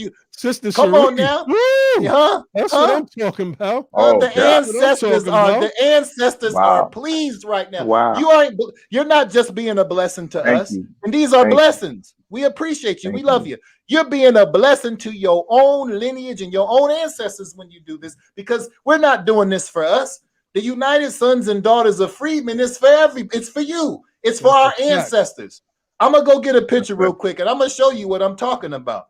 That's a fact. That's a fact, brother. Yeah, Ali, and so I just want to remind everybody about the book club. That book club, I'm telling y'all, if you don't have the book, you got to go get that book immediately and start reading it. Just, we're going to do it on March the 31st. So today's the 23rd. Just do like a chapter a day and you can go ahead and get that thing done. Because listen, the conversation we're going to have from that book is extremely, extremely important. Mm-hmm. It's extremely, extremely important when it comes to how we're gonna move forward with this thing. Especially like Ali just said, you think about the story of how your family got to where you got to, the story of how your family got to Chicago, how your family got to New York, how they got to Boston or Philly or Los Angeles. Detroit. You know what I mean? Yeah, mm-hmm. Detroit. Oh, that's a key one right there. Charles Blow calls them destination cities. Yeah, he calls them destination cities in that book. Make sure y'all get that book, family. It's our first book club. We really, really want to get into that thing. It is such a powerful strategy that we can't ignore it. We simply cannot ignore it. Yeah, brother Logic got the picture of the ancestor up right now. Yeah. I'm just going to keep this right here, right? She's with me, right? This is my oldest known ancestor on my mother's side, right? Born on the Purdue Plantation in Georgia. You understand? In 1834 as a slave. Lived a long time as a slave, and she was emancipated and was a freedman. She had 3 children, 2 boys and 2 sons and a daughter. This is part of how I got to the Illinois story. My father's side is from Mississippi, and I'm going to tell that story on another day, right? We have an interesting ancestor called Bad Brad Williams on that side, and I'm going to tell you all about how he got that name and how that occurred and all that story when we do the whole how we got a part of the great evacuation in the first place, right? But this is what a freedman is. I'm showing you a picture of a freedman, right? Not just a name on a list somewhere, which is important to have. It's important to have. Thank you. We love you, right? We love y'all. This is us doing what the work. This is cooperative efforts. This is what collective uplift looks like, right? We talk about collective uplift, right? But we need to see it in practice. This is collective uplift in practice, family. This is a freedman. For all y'all who want to know what a freedman looks like, this is a freedman. Her name is Mary. You understand? This is a freedman, family. All right. That's all. That's right. That's right. Yes, sir. That's right. So, man, we had a powerful, powerful conversation tonight, man. Sister, we need to get Brother Jabari on. I want that brother on the platform. Yeah, he said he's going to Ghana Thursday. So what's today? Tuesday. I doubt if we would be able to get him on tomorrow. I'm pretty certain he would be getting ready tomorrow. But yeah. So we gonna get our brother Jabari on one of these days and talk some. And for those that don't know, that's our brother that's in the conscious community.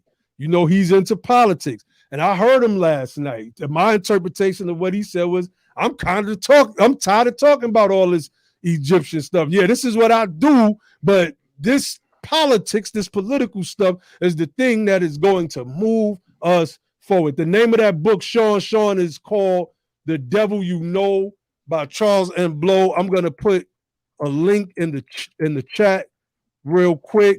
That's going to be BTP's first book club. And we're celebrating a year, family. We started doing this thing about a year ago, man. The very first episode was our test run.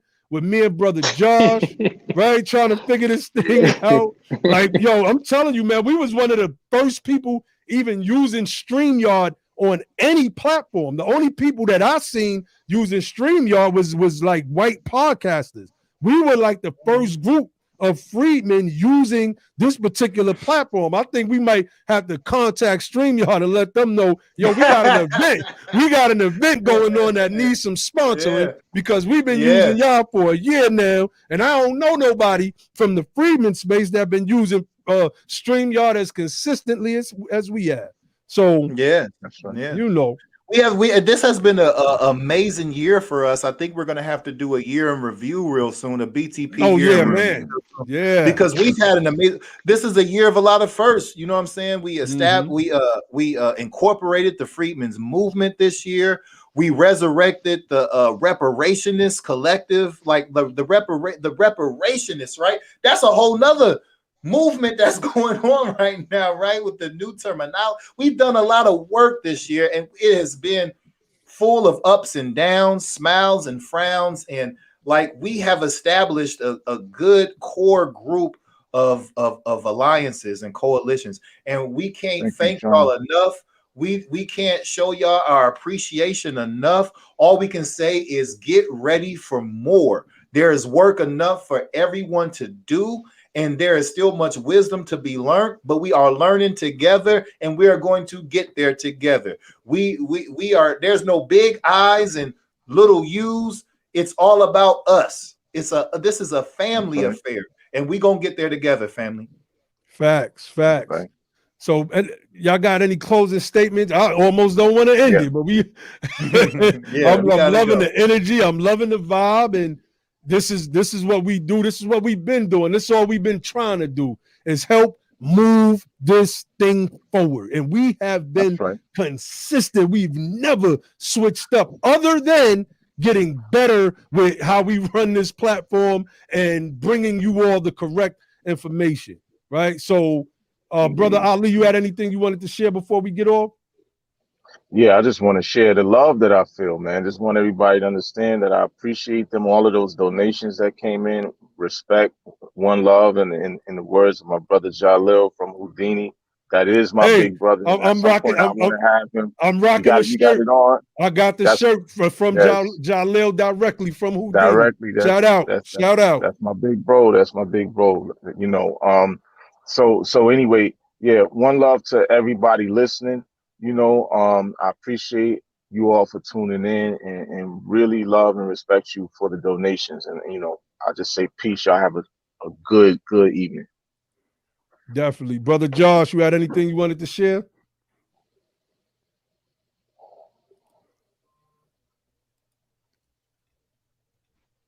All right. So while I just want to give a shout out to our brother who is working tirelessly in the background. He could not join us tonight, but our brother Grim, we appreciate you. We love you, brother. He is a fierce warrior for us. Y'all don't get to see him a lot, but y'all know when he's on the platform, he always brings that fire and that good quality education. Shout out to our brother Grim, who can't be with us tonight. That's Grim Freedman. Grim Freedman, aka the Urban Mystic. AKA Wolverine. Wolverine. Yes, sir. Hey, we several people got their Freedman merch already. I got some t-shirts coming soon.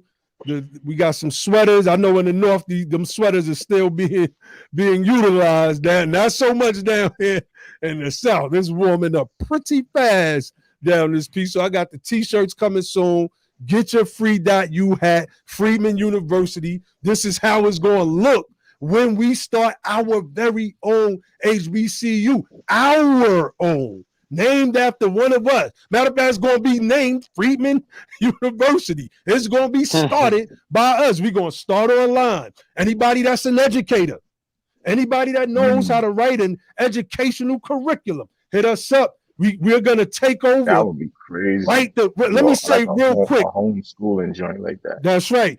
Before you come in, Josh, right? The primary purposes of the United Sons and Daughters of Freedmen was to reverse the lost cause teaching. That's the primary one of the primary purposes. This is what we're doing with Freedman University. Today they have a platform called PragerU and Talking Point USA, right? These right-wing groups who are still perpetuating the lost cause teachings. And we know that these are history's big lies that they've been telling perpetually, it seems. But it is now our job to reverse that trend. This is what makes us unique. This is the idea that spawned Freedman University and the many other ideas that we came up with out of this identity that is a legal identity that's on the congressional records. The Freedmen. This is who we are legally. You could call yourself ADOS or FBA. We don't have no problem with that. We're talking about what we are already, how we're already established on the records here in the United States of America as the Freedmen. Cop your merch, family. Let me put that link in the chat. Yes, we got reparationist t-shirts too, sister. Yes, that's right. That's right. We have it all. You know, just you can at BTP Apparel on Twitter, and you can get a BTP shirt. You can get a reparationist shirt. You can get in contact with how do they get in contact with for the Freedman merch? You can go onto the website at usadof.org and get the Freedman, the Free You hats and sweaters, and you can get it all, family. We need you to get it all.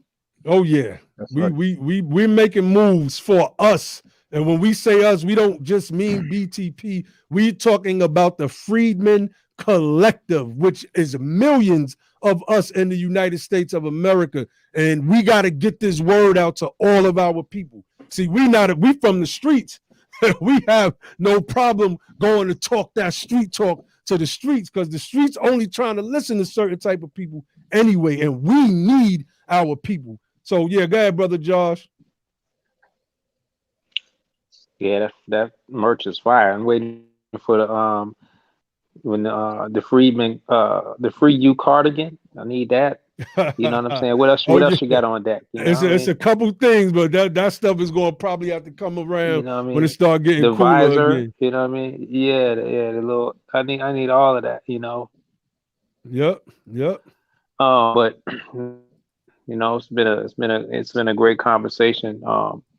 You know, and we got to think about what action we're going to take. You know, just when you think about like things like the Office of New Americans and pushing back, like we need to be pushing back. We discussed it at nauseam on this program, but I'm just saying we need to just keep pushing back. Like whatever that is being pushed at us, and we know that we haven't. It's like it seems like it's pushing us to the back of the line. No, we need to push back up to the front of the line, and don't let. I remember I was in Kenya a few years ago, and it was this you know, the airport, the line to get your bag and to go through the security and all that is crazy. And I remember it was like this little European couple. They thought they can just cut the line in front of the Kenyans. So they just thought they could just violate like that. I don't know if they thought they could just pay somebody some money and they just went right directly up to the front of the line and just, I guess they thought they can cut in front of them. And the people like, nah. They try to give them some money. Nah, you got to get to the back of the line.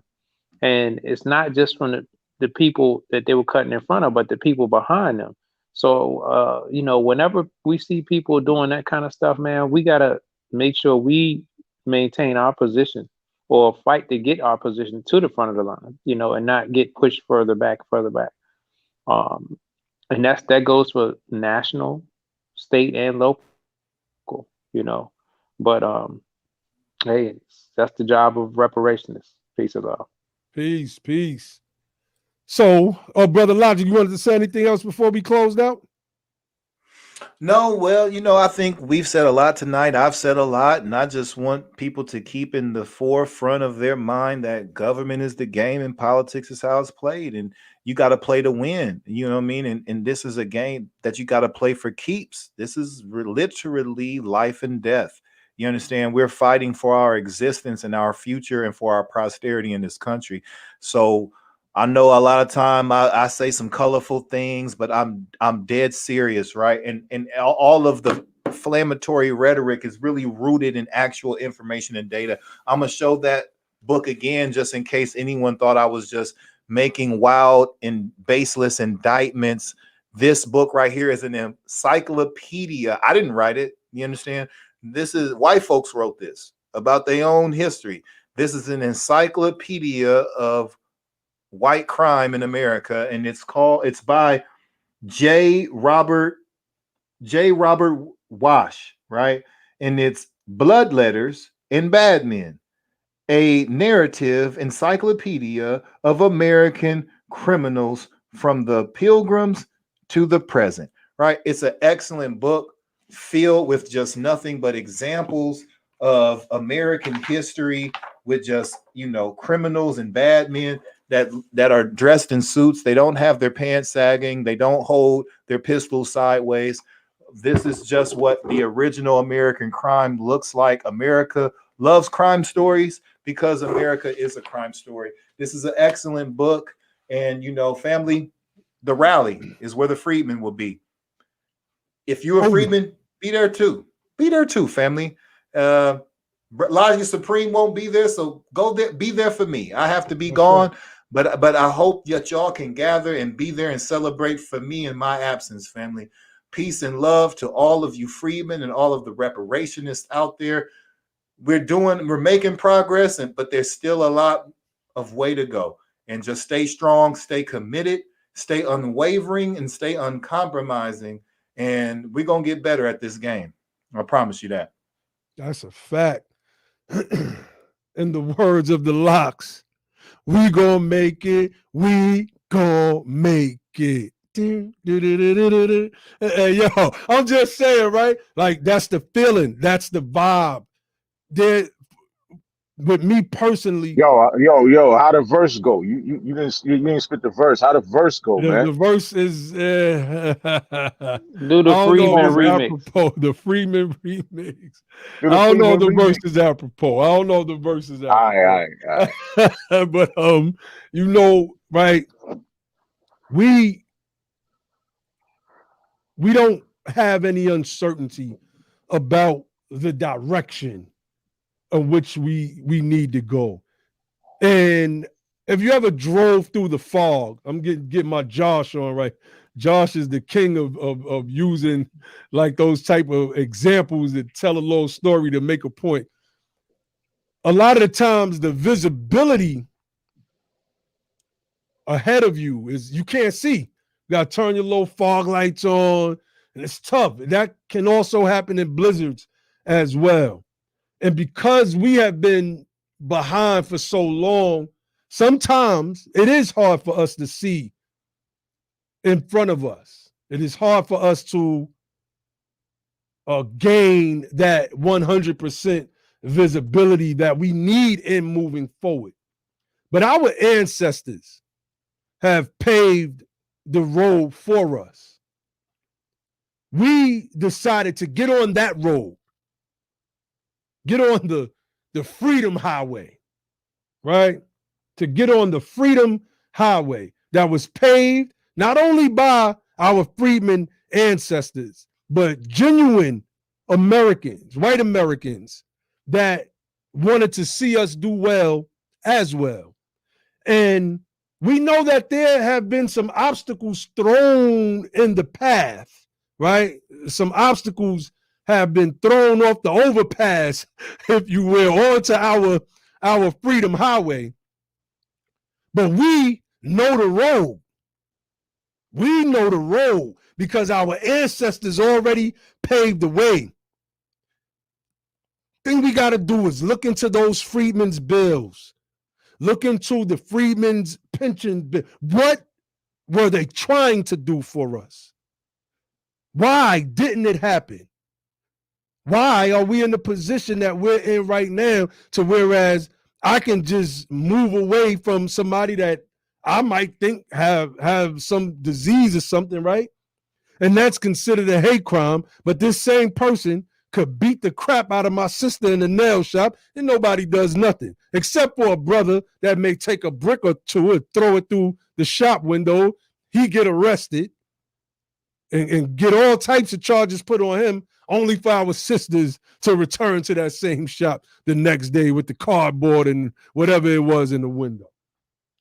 We, those of us who are driving this car onto Freedom Highway, we have to be honest with ourselves. There's some conditions in front of us that causes us to not have 100% visibility on this path ahead. But we know the destination. We know what the destination is, and we gotta keep moving. We gotta keep pushing because it ain't gonna always be foggy. There's not gonna always be blizzard conditions. There's not always going to be 0 to 20% visibility because our ancestors, our freedmen ancestors paved a way for us. And that's all we have to do. We have a blueprint. Their footprints are clearly cut so we can see that our ancestors, walked that way. And we now got to walk that path, family. It's on us.